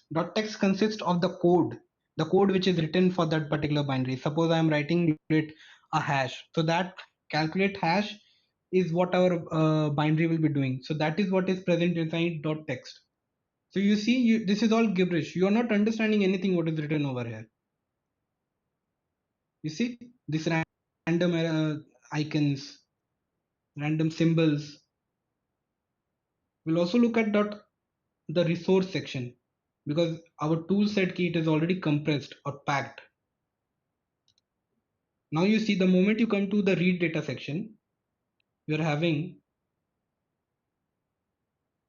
file get shortcut, file get short name. These you're at least getting key what is happening in this part. What will happen if this particular function is executed? File read line. Okay, file read to array, file recycle.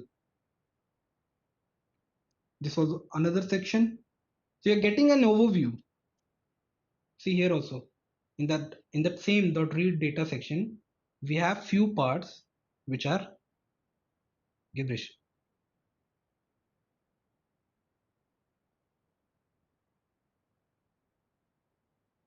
These are the language ESAR, Zimbabwe, the different countries the English used in that particular part. Read data. See again gibberish.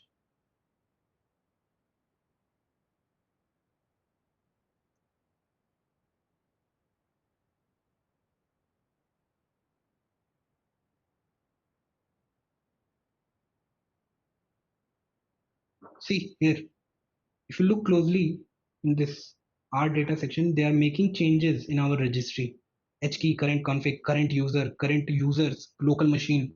So what is this doing? What is this doing? Now this is trying to get the information about your own system. See, we have not proceeded forward by actually running this binary. We have just, by analyzing the strings, we are able to get lots of information about this. You see, the current configuration, the current user, if there are multiple users in our system or not. By using the registry, this binary is getting lots of information about us. The DLL files, see what important DLL files they are particularly using. And we are still in this particular section, our data. Now this was another section, our dot data. Now see, as our tool said, dot resource. It is packed. It is already packed. All gibberish. You will not understand anything. So why is it so? Why is it like so? Because the one who has written this particular code, they don't want us to understand what is happening. They are trying to obfuscate. They are trying to hide the real intention, their real intention. Okay.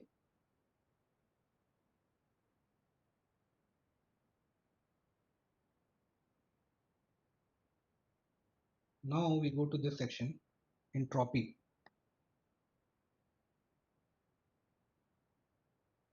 You see, this is packed, dot text, here it is packed. And you see those sections which are packed have entropy of higher range, 6.6, 7.8, 6.7. You see they are packed. And here, when we are seeing it here, it's packed.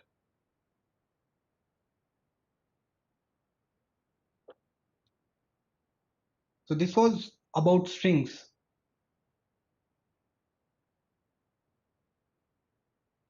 See, it was written here. Okay. Now I use the first binary in this P Studio. I hope it was clear. Let me just go to the chat once more for strings. I hope the strings were clear now to everyone.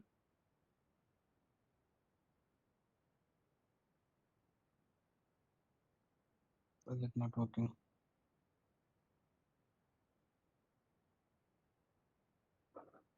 Just a minute. Let me use my another device. Okay. Any questions? No, it's clear, right? Just give me a reaction. Clear. Okay. Yes. Yes. Offset. Like it's a position within a file, Ria. It is telling us where our location of that particular point of the file is. Okay. This concept is used in memory.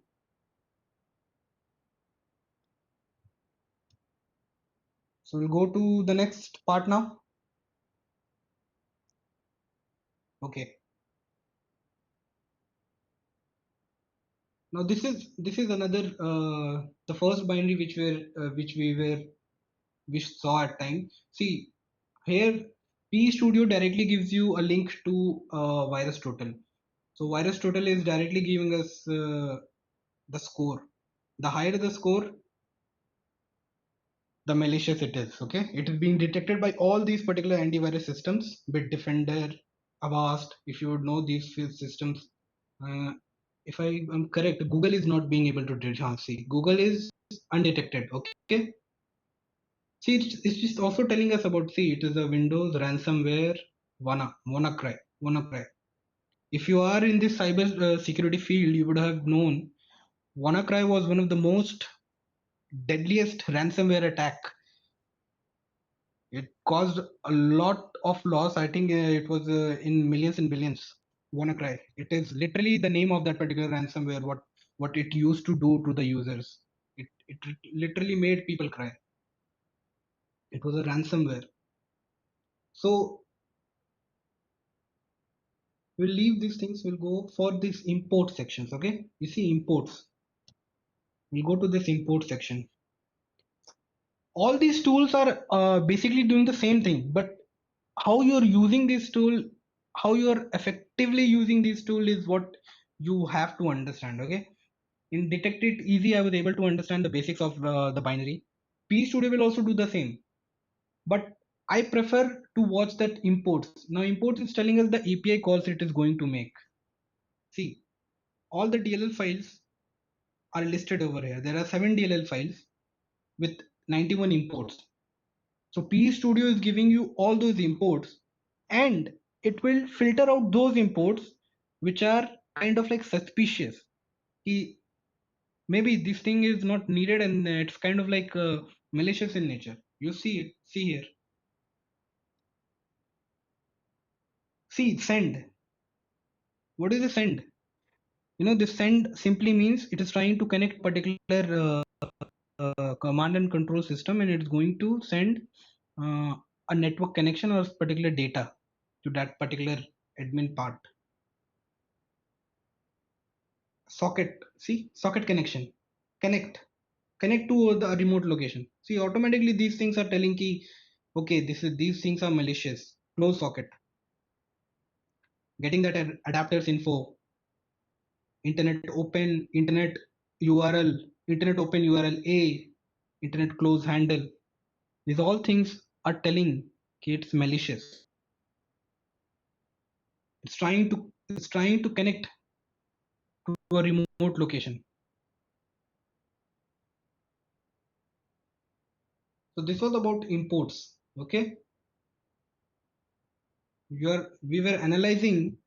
This is what WannaCry was. We were analyzing WannaCry. Simply, if we will we'll go to how to use VirusTotal. I think there were some questions, right? Just open that VirusTotal. VirusTotal is a great website. You know, I'll just add this malware sample binary. See, it is checking the hash, the size, last analysis date. The, see the score. It is malicious. The same thing which was shown in P Studio is being shown in a different UI over here.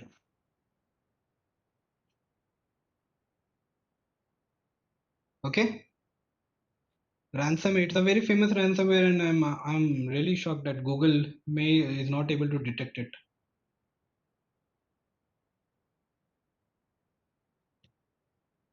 See, the MD5 hash, the SHA256 hash. There are different types of hashes. Okay.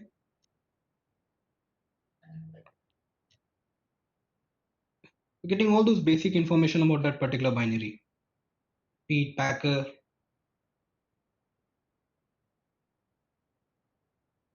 All these simple infos, which you see. Sometimes it's not necessary that you need to understand all of these things.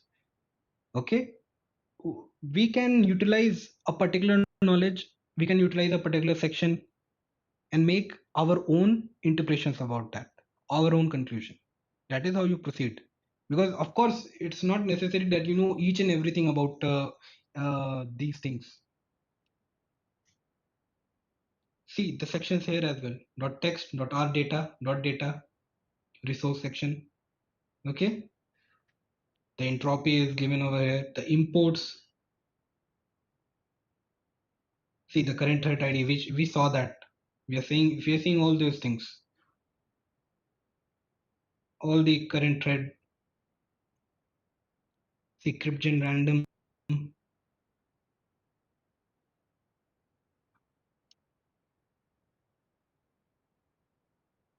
See this close socket, connect, send socket. Okay, so this is how you are going to use VirusTotal to get more information about it.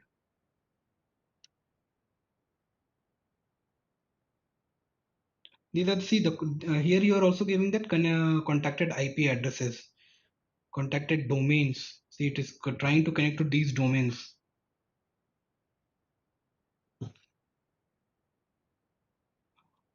if it is dropping some files or not, p resources. Okay. VirusTotal, one thing it also does is it tries to also analyze that particular file dynamically as well. Okay, so this is how you're going to use VirusTotal.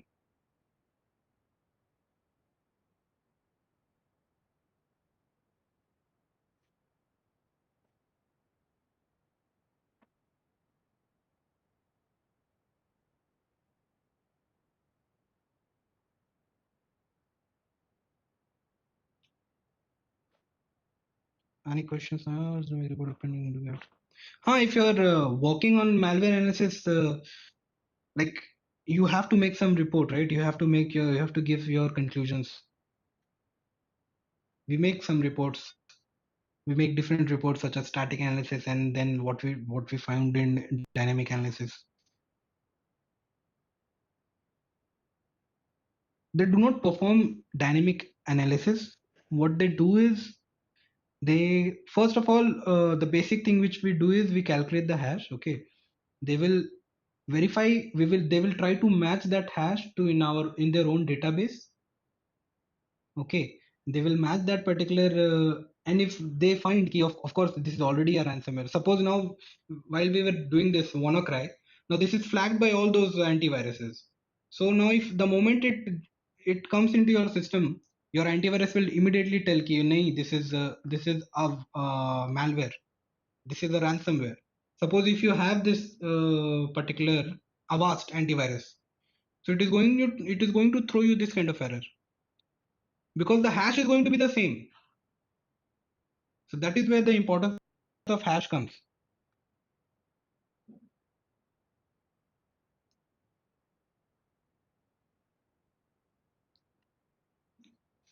Well, if the malware is the latest malware, Akul, then antivirus may not be able to identify it. Nowadays, they not only do this, there are different ways how an antivirus is trying to uh, identify if it is a malware or not. They use static analysis. Sometimes they are using dynamic analysis. Nowadays, they are also integrating machine learning in their own antivirus systems. Okay,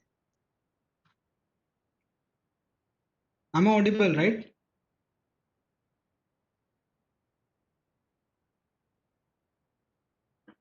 Do you guys understood this part?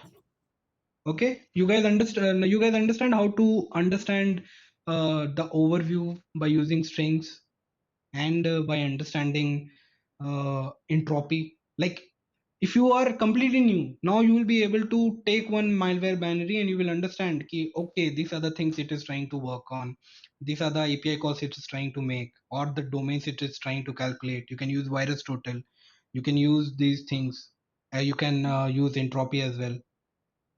Understood? Okay, great.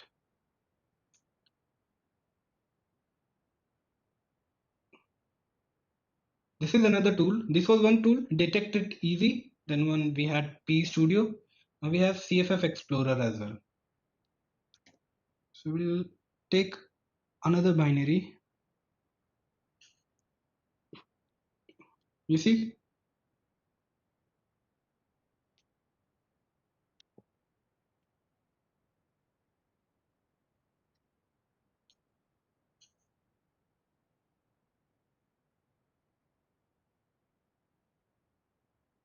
you're getting all those basic information about our binaries here.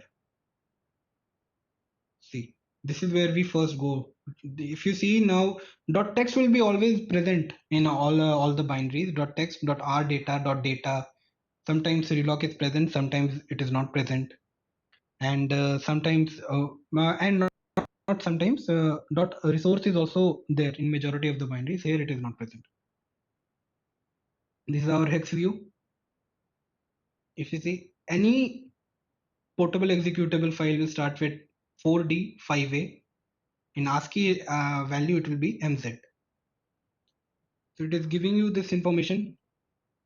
Import directory. See all those import DLL files, the functions here.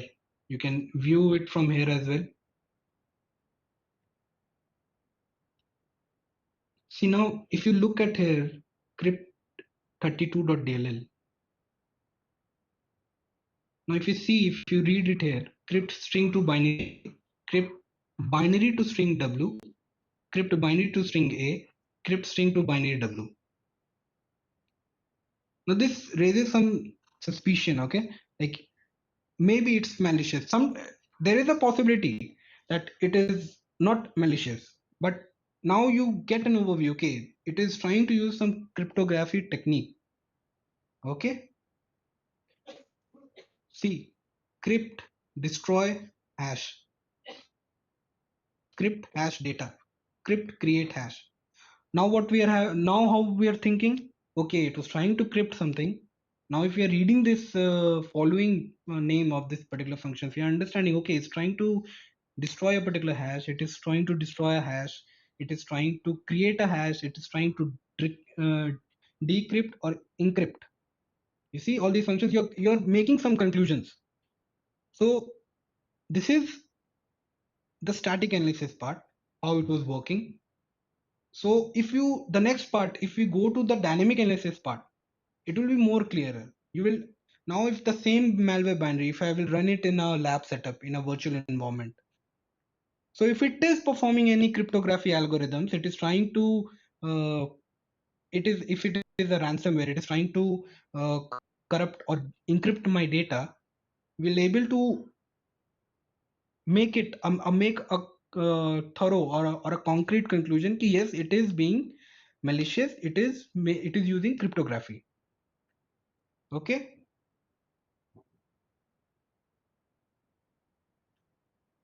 now if you see this UTX, it is kind of a compression technique which is used by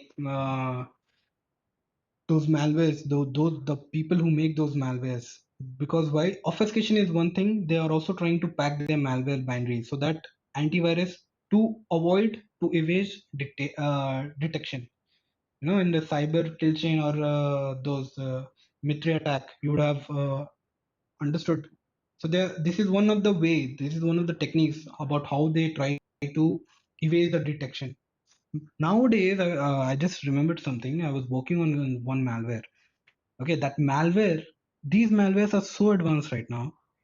If you're using a virtual machine, okay, and if you give them the processors in that particular, you assign a processor to that particular VM as well. Okay, they are so clever, they are trying to get the temperature of your processors.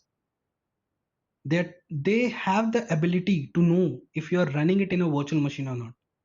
Nowadays malwares are so clever, they will not execute itself in a virtual machine, because they will understand ki you are trying to run it in a virtual machine.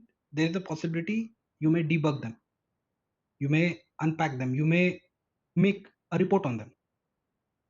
Malwares are progressing at a very rapid pace, you know.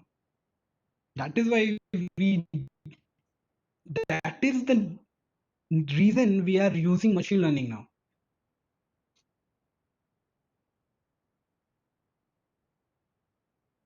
So it's clear, the things up till now.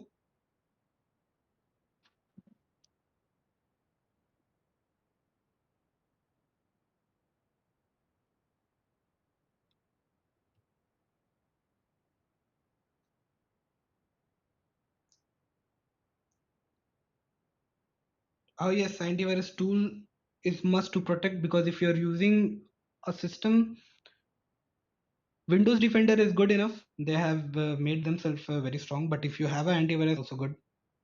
You should have an antivirus tool at every time, and it should be updated at regular intervals. Because you know that WannaCry that we were trying to analyze, WannaCry ransomware, that took an advantage of a vulnerability in this Windows system that was not patched by Windows itself. They make, they utilize that particular vulnerability, and that is how they made billions. So that is why it is required to update your systems or update your antivirus all the time. What, in terms of layman thing, what will happen if you are updating an antivirus? It is updating your hash values. The new malware binaries which are being made right now, they are updated in their database system. That is it. Yes, Kamlesh, we can do that. We can unpack and decrypt the malware payloads.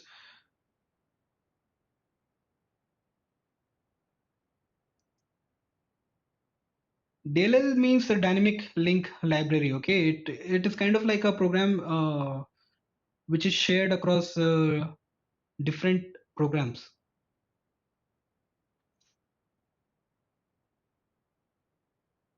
Because most of the time antivirus system slow is because they are constantly analyzing your system. They are constantly monitoring your system.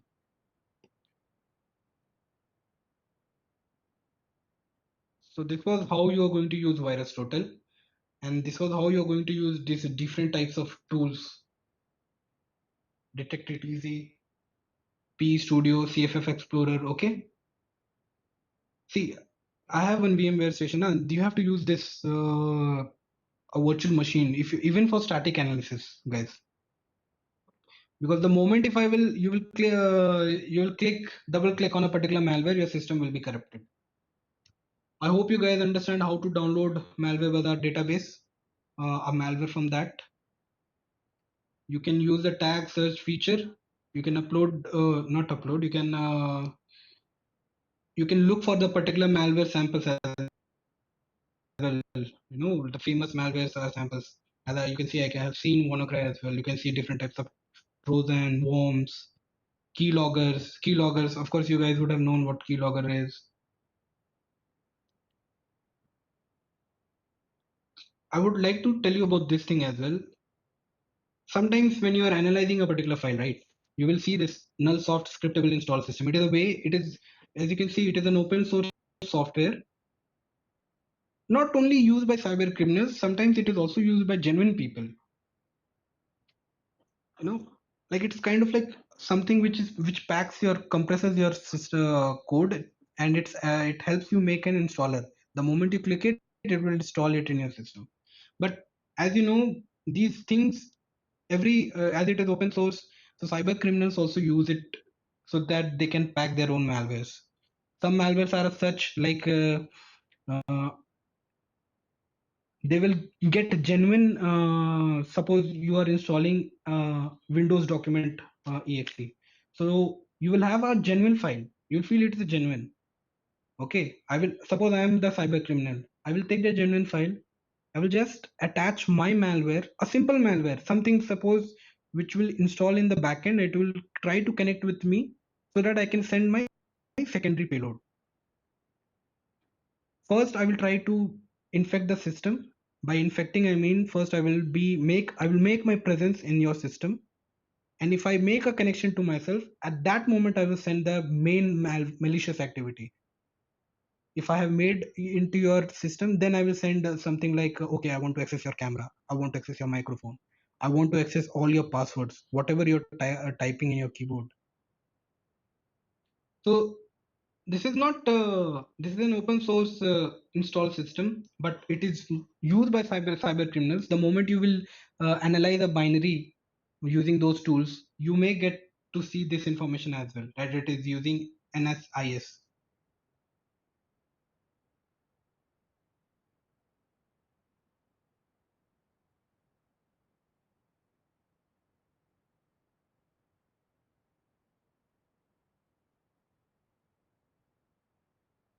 Okay. These are the famous malwares which have used this.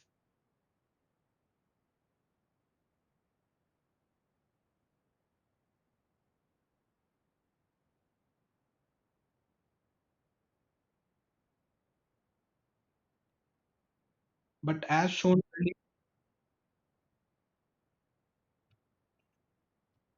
just a minute, let me share my screen again.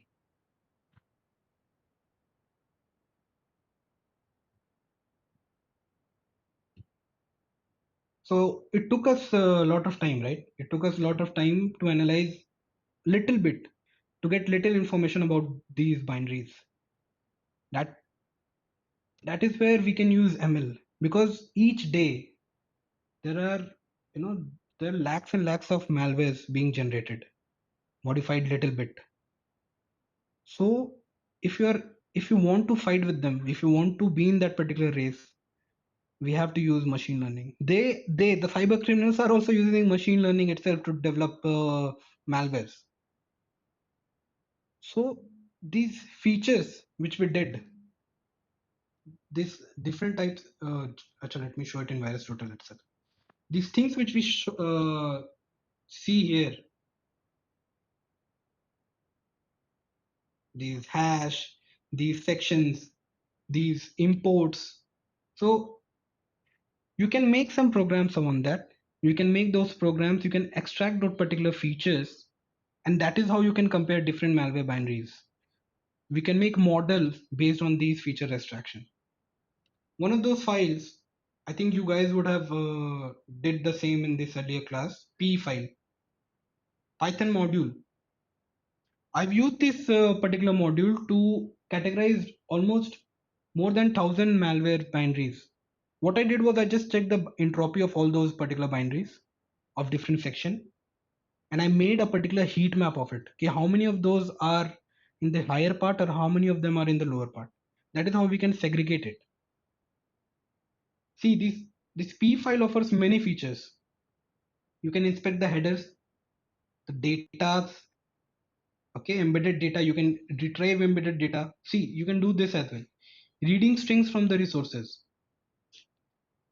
Just make a, for example, if you're using one Python program, if you're using this particular module, you can just make one program which is extracting a particular sets of strings. For example, you can make one program which is checking if your binary is making any changes in your registry or not. So you can use P file, you can make a script, you can run multiple binaries on this sequentially, and you will get those, you will get your whole details all about that. Okay, you can go to a particular GitHub and you can understand about P file more. See, it's telling us it's kind of like a documentation for P file.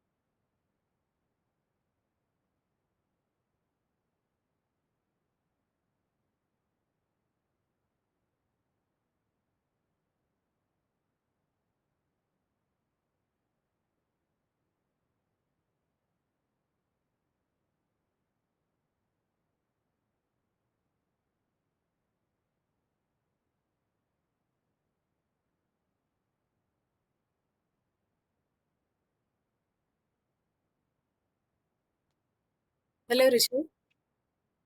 Yes, ma'am. Audible? Yeah, audible. I made you the presenter. Okay, okay. Yes, ma'am. I have nothing to share, guys, but I will like to answer all your doubts. Just okay. And if you have any doubts, you can write it here, or you can give me a reaction if you understood everything, like an overview of how to conduct a static analysis. Okay. So, like, what are the actual contents in antivirus database? Each antivirus has its own database, sir. We do not know what is that they are storing, but of course they will have one flow, one algorithmic flow is there, in which they are checking for the hash, they are calculating the hash, and if they have it in their database, they flag it out. Okay. This is one thing which is a common occurrence in every of the antivirus system present. Yes, there are yes, HV, yes, there are specific subjects related to malware development, and they are free as well. So internet is your friend. Look for those courses. If your PC is infected with malwares, okay, what we need to do is we need to reset it. We need to go back. We need to format it, because malwares nowadays are very advanced. They know how to be persistent in a particular system. They will schedule itself the moment you reboot. If you think you have deleted that exe file, no, it's not like that. They make the registry changes, file changes. They take admin privileges as well. You may feel you have removed it, but no, you cannot. You will have to format it, or rather it is better to have precautions. While scanning a system, what all does antivirus scan? Signature, yes, it scans for the hash values, the signatures. There are different things as well, Akul. They are not just these things, they are different. There are many things. Explore it, Yashasvi. Python, C Sharp for developing antivirus software. They are, try to explore it by yourself. You will understand.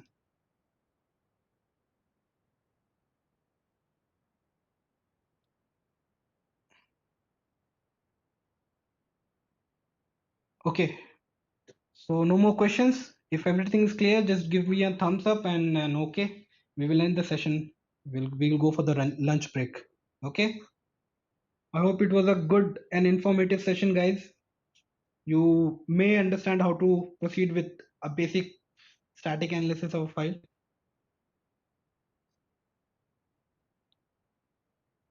Okay. Okay. So we'll end the session over here. Thank you. The pleasure's all mine. Thank you very much.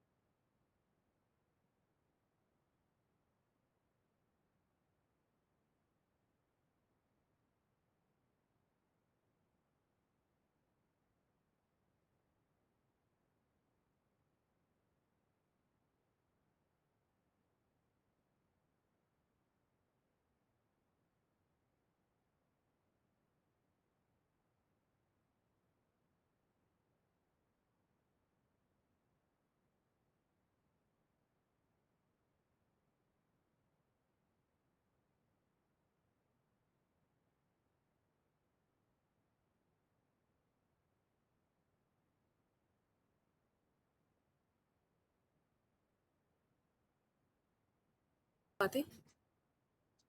Participants, am I audible to you?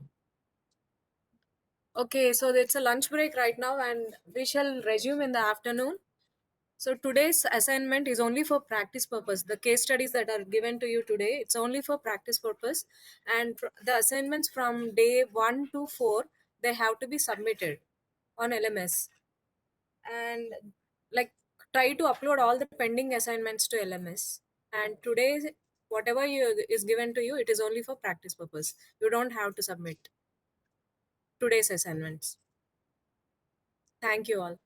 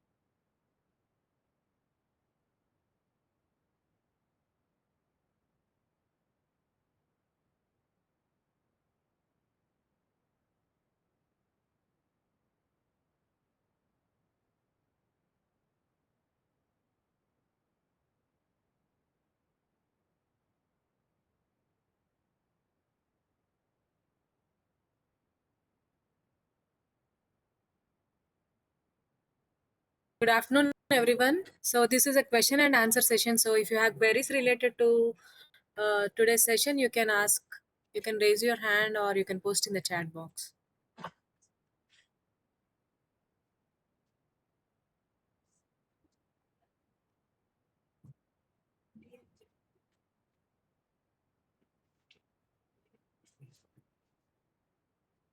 So there are no sessions now. So it's just a question and answer session.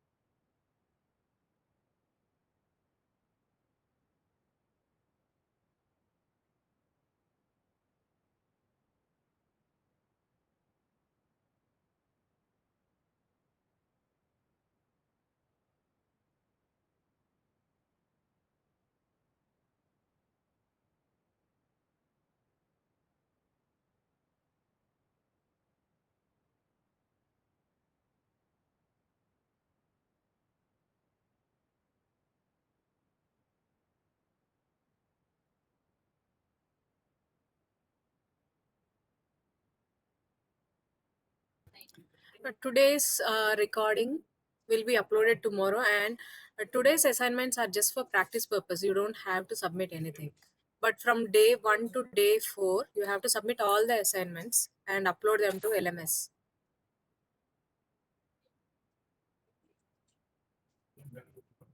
Exam will be of multiple choice questions. Sorry, sir, we do not have any sample questions, but it is of multiple choice question type.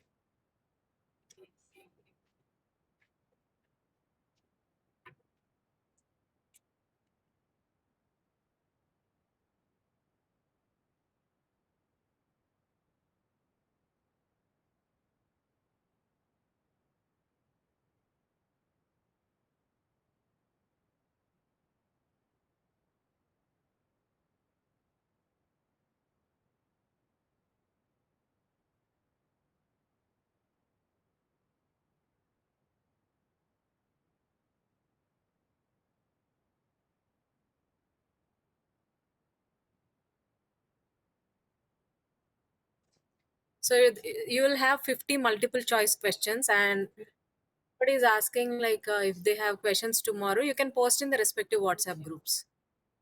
Yes, all questions are related to the past topics that we covered from day 1 to day 5.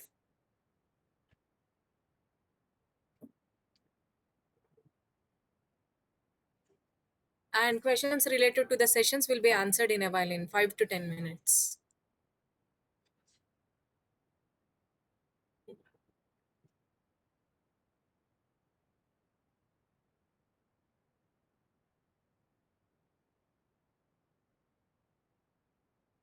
Okay. Okay. So intimation about the final exam will be sent to your respective registered email addresses. You will be receiving on the registered email address, and those who have submitted their nominations and have got an acknowledgement email, they will be receiving a final LMS, final assessment link. We have not enabled any exam till now, so we are in the process of verifying the nominations.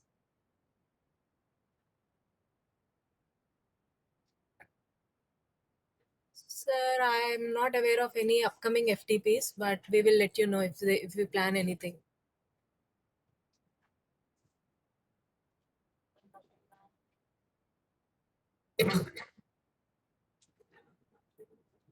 And certificate will be issued. Like there are two groups in the course that we offer right now. So in for GOT and bootcamp, we have posted the pass criteria, and if you clear the final assessment and also submit all the assignments, you will be eligible to get a certificate. Attendance, like for all 5 days, whoever has joined, their attendance is marked automatically.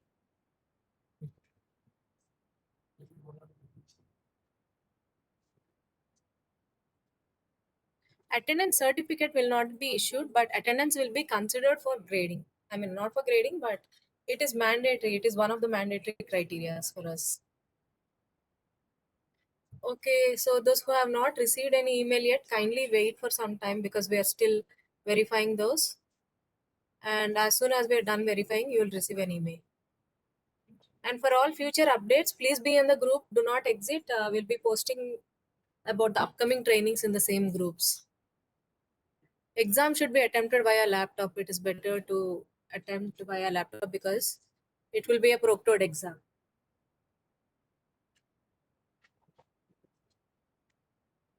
Sir, we do not have any sessions. Today is the last day of the workshop, and this time is reserved only for asking questions and answers. Yeah, I request your cooperation, sir. We are currently verifying the nominations.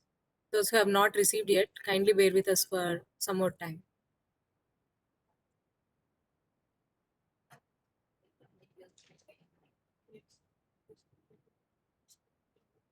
Is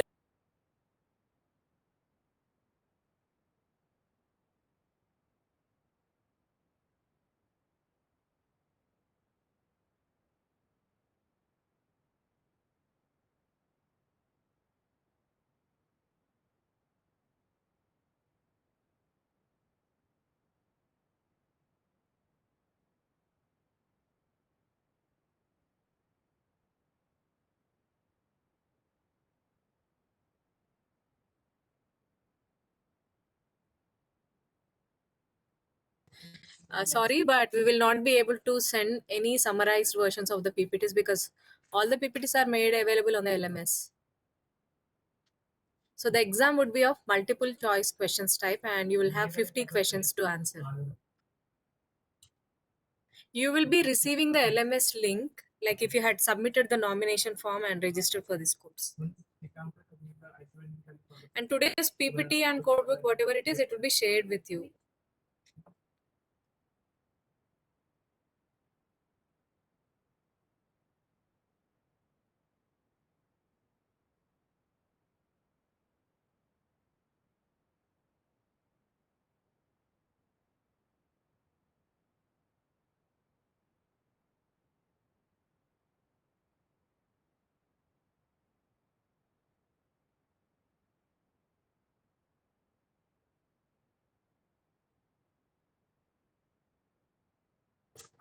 Any information related to the final assessment will be posted in your respective WhatsApp groups. So kindly do not get confused because there are three different groups and you will be informed accordingly.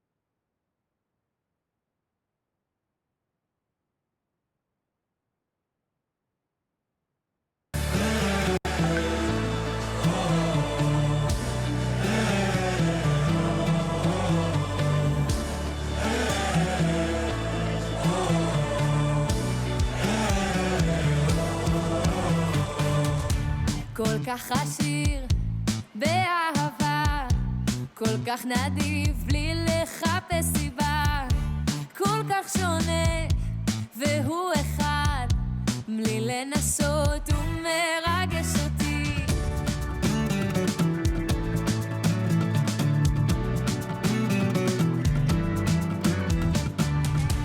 כל כך עשיר באהבה, כל כך נדיב בלי לחפש סיבה, כל כך שונה והוא אחד, בלי לנסות הוא מרגש אותי. את הכי טוב אתן לך, את המקום הראשון אשמור לך, כי אין אחד ששווה יותר ממך, אני כל כך אוהב אותך.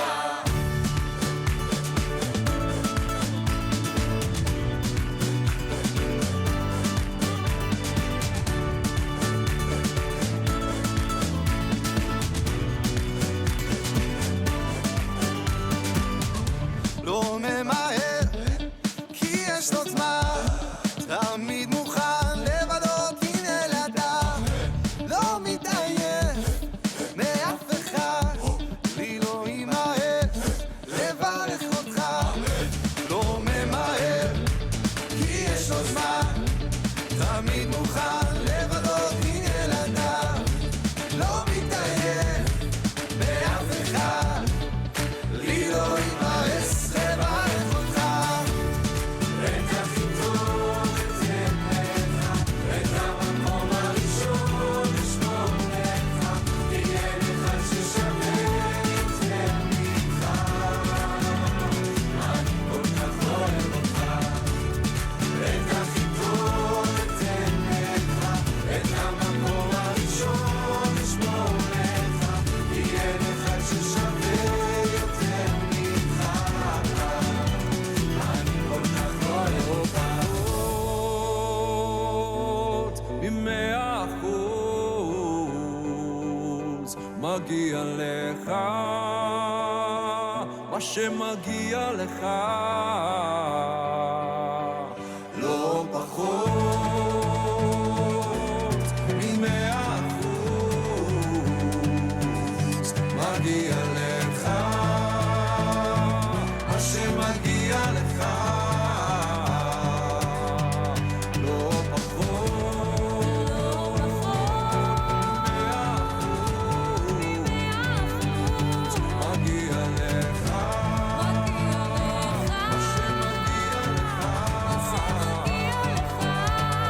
לא פחות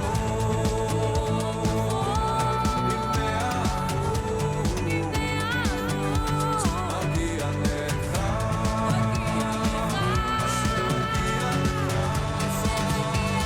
אני כל כך אוהב אותך. את הכי טוב אתן לך, את המקום הראשון אשמור לך, כי אין אחד ששווה יותר ממך, אני כל כך אוהב אותך. את הכי טוב אתן לך, את המקום הראשון אשמור לך, Hello, Someshwar, am I audible to you? ששווה יותר ממך, Rishabh, am I audible to you? אוהב אותך.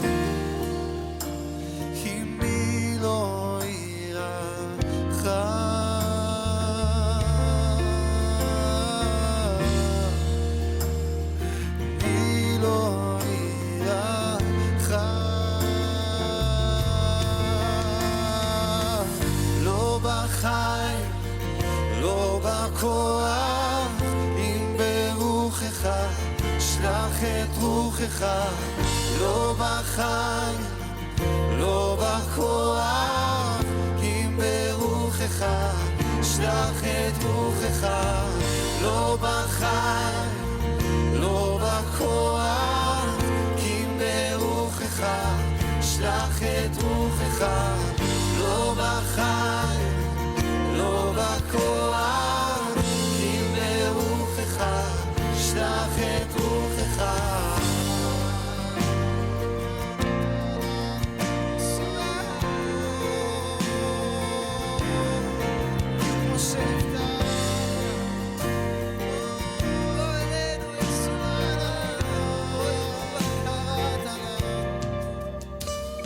קראת לנו לצאת מהחושך, לצאת אל האור, אל אהבתך. חסד על חסד, פאר תחת אפר, בוא אלינו, נקום לתחייה. קראת לנו לצאת audible now. מהחושך, לצאת Yes, you are אל audible. האור, Thank you. אל There are a אהבתך. few questions for cybersecurity. I am here to answer them.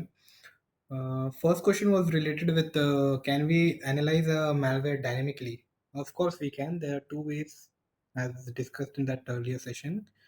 You can analyze a malware statistically and dynamically as well. Okay, static analysis and dynamic analysis, both of them. If you are conducting both analysis together, that is called as hybrid analysis. There was another question which was regarding some tools of cybersecurity. So in the session, in the morning session, we had a few tools: CFF Explorer, P Studio, and Detect It Easy (DIE). You guys can explore that tools for static analysis. Another tool for networking is a Wireshark tool and a FakeNet tool. Wireshark will help you capture network traffic, and FakeNet is a tool which will make your system, the malware binary. Ultimately, the malware binary believe that your system is connected to the internet. Okay. You can also explore. There are few more tools. Gidra for reverse engineering, IDA Pro for reverse engineering. I'm also looking for. If you guys have any doubts, you can ask it here, please.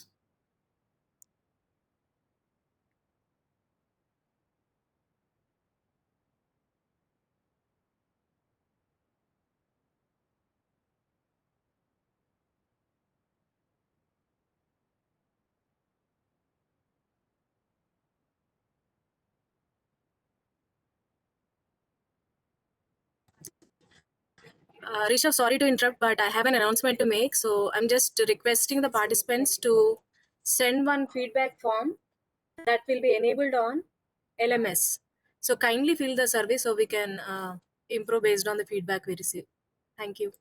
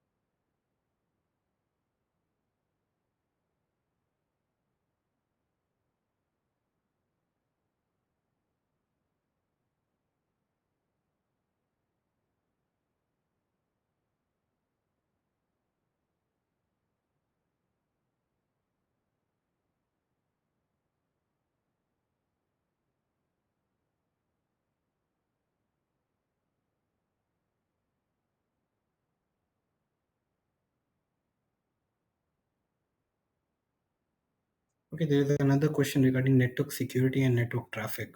Okay.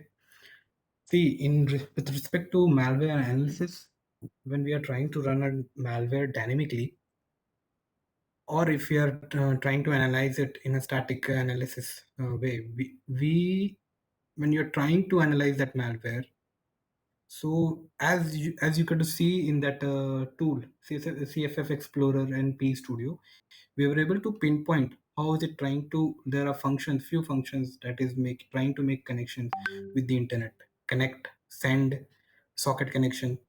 So this is how a malware is trying to connect to a command and control server. See, nowadays malwares are not only for disrupting your system, your data, or your work. It is mainly targeted to steal sensitive information from your system. So if a malware is in your system, it majority of those malwares are trying to connect to your connecting to a command and control system. Okay, they are connecting to a server. So if that malware is present within, so what I will do as a cyber criminal is I will just make one malware which has the ability to make a connection from a remote system to my server. And after the connection has been made, I will send the secondary payload, which is far more malicious than what the current malware is. If I know, okay, I have made one connection with that particular your system, then I will send my intentions, my real intentions malware, such as I want to steal your keyboard information, keyboard logging information, or I want to I want to track your video camera audios. So this is how. So when you're analyzing a malware, so you will have to, in static analysis, you will have to look for these functions. Okay, it is trying to connect, it is trying to make a socket connection or not. Are there URLs which are not protected? Does it has only HTTP or HTTPS?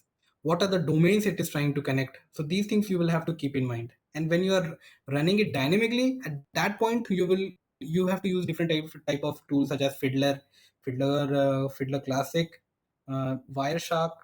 I use FakeNet because it is it uh, it is giving the complete logs of that particular internet connectivity request that your system is trying to make.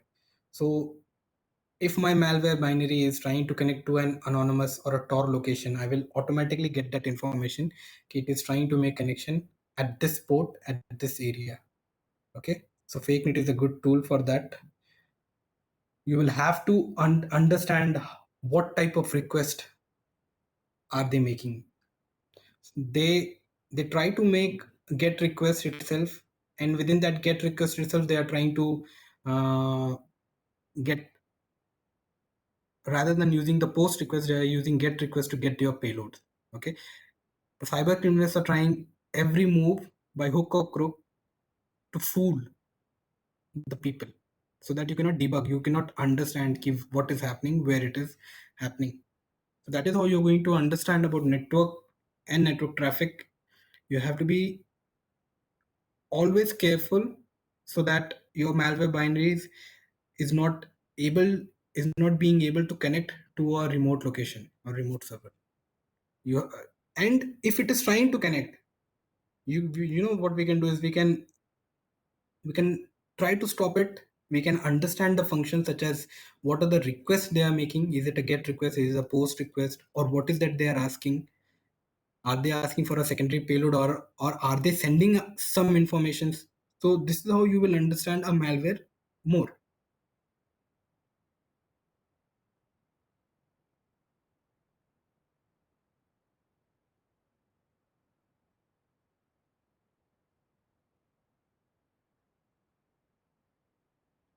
Now, Varsha, as we discussed, my main intention to show you guys about static analysis was to make you understand how tedious it is if you're going to work on your own and it is going to take time for analyzing a particular malware. I gave you an overview of static analysis, which for of 3 binaries or 2 binaries, which took us almost an hour. which was a very fast overview. So if you're conducting a malware analysis or you're making a report on it, it will take some time. Okay. This is where ML comes into play. You can use your machine learning tactics, you can machine learning algorithms to extract the right set of features from a particular binary and segregate those binaries. You can classify those binaries, you can use those algorithms to speed up your process. Okay.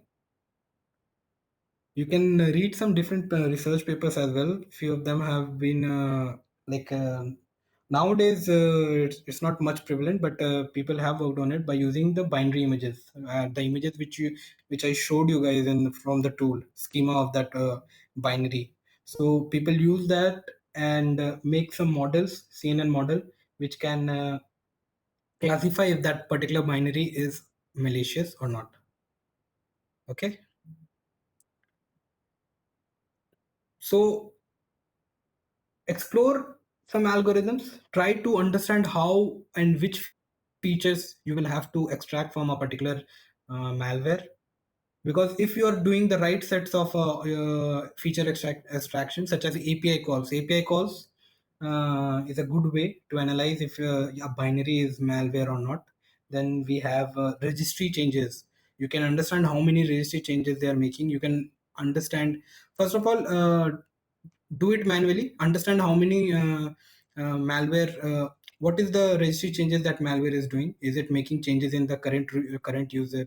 Is it taking admin privileges or not? And then when you are understanding, okay, these are the registry key changes which are happening, you can use Python and ML to speed up your process, to calculate or to analyze not just one but hundreds and hundreds of malwares simultaneously.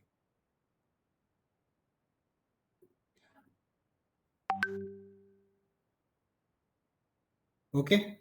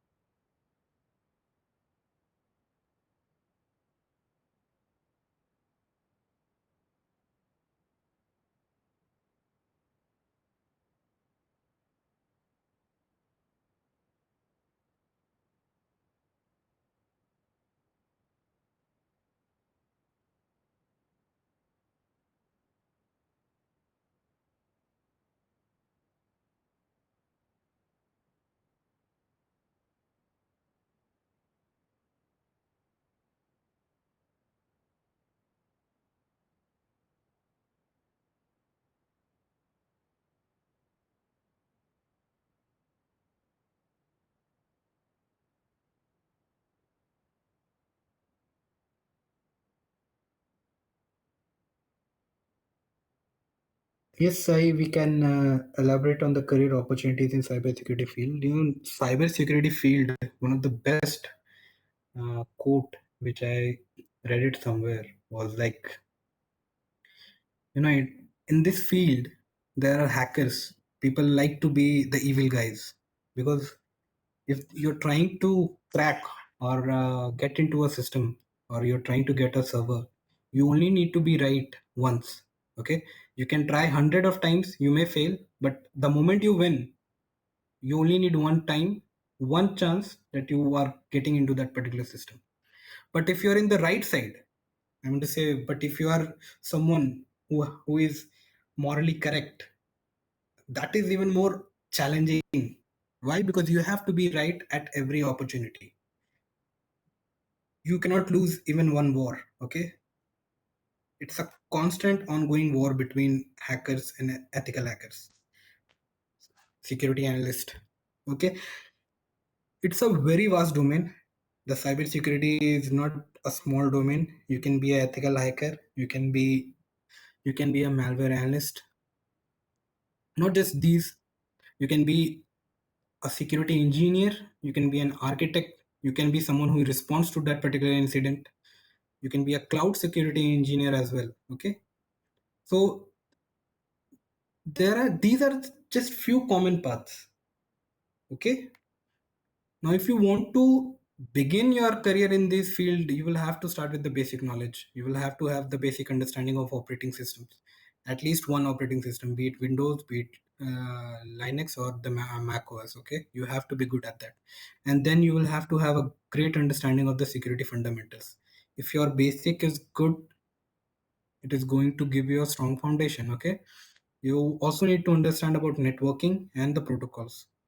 How are they communicating? The get request, the post request. Fine. Finally, if you want to analyze or if you want to work on it, you will have to work on this. What do you say? Uh, you will have to work it practically. You will have to make your own lab. Suppose I said in you have to make one virtual machine. You have to and if you're going on a path of malware analysis, then you will have to work on dissect a malware. You will have to understand its static analysis and dynamic analysis. Work if you're good at static analysis, you will also have to understand about reverse engineering. And if you're the moment you're going to dynamic analysis, you need to understand each and every steps, and you need to find every nook and corner for how the malware is spreading into that particular system. Okay, I'm going to give you some online platforms. Just remember the name, you can use that. These are some great open source and really good resources. You can go to try hack me and hack the box. Okay, hack the box and try hack me. These two online platforms are very good. They are directly giving you hands-on experience on cybersecurity field. Okay, hack the box and try hack me. Finally, get certified. Okay, cybersecurity field is vast. You cannot just say it's cybersecurity. Even in malware analysis, reverse engineering is a completely different field. I mean, a field in itself.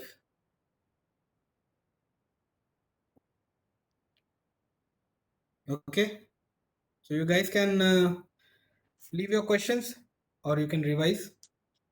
I think there are no more questions then. You guys can leave your questions over here if there are any. Welcome, Sai.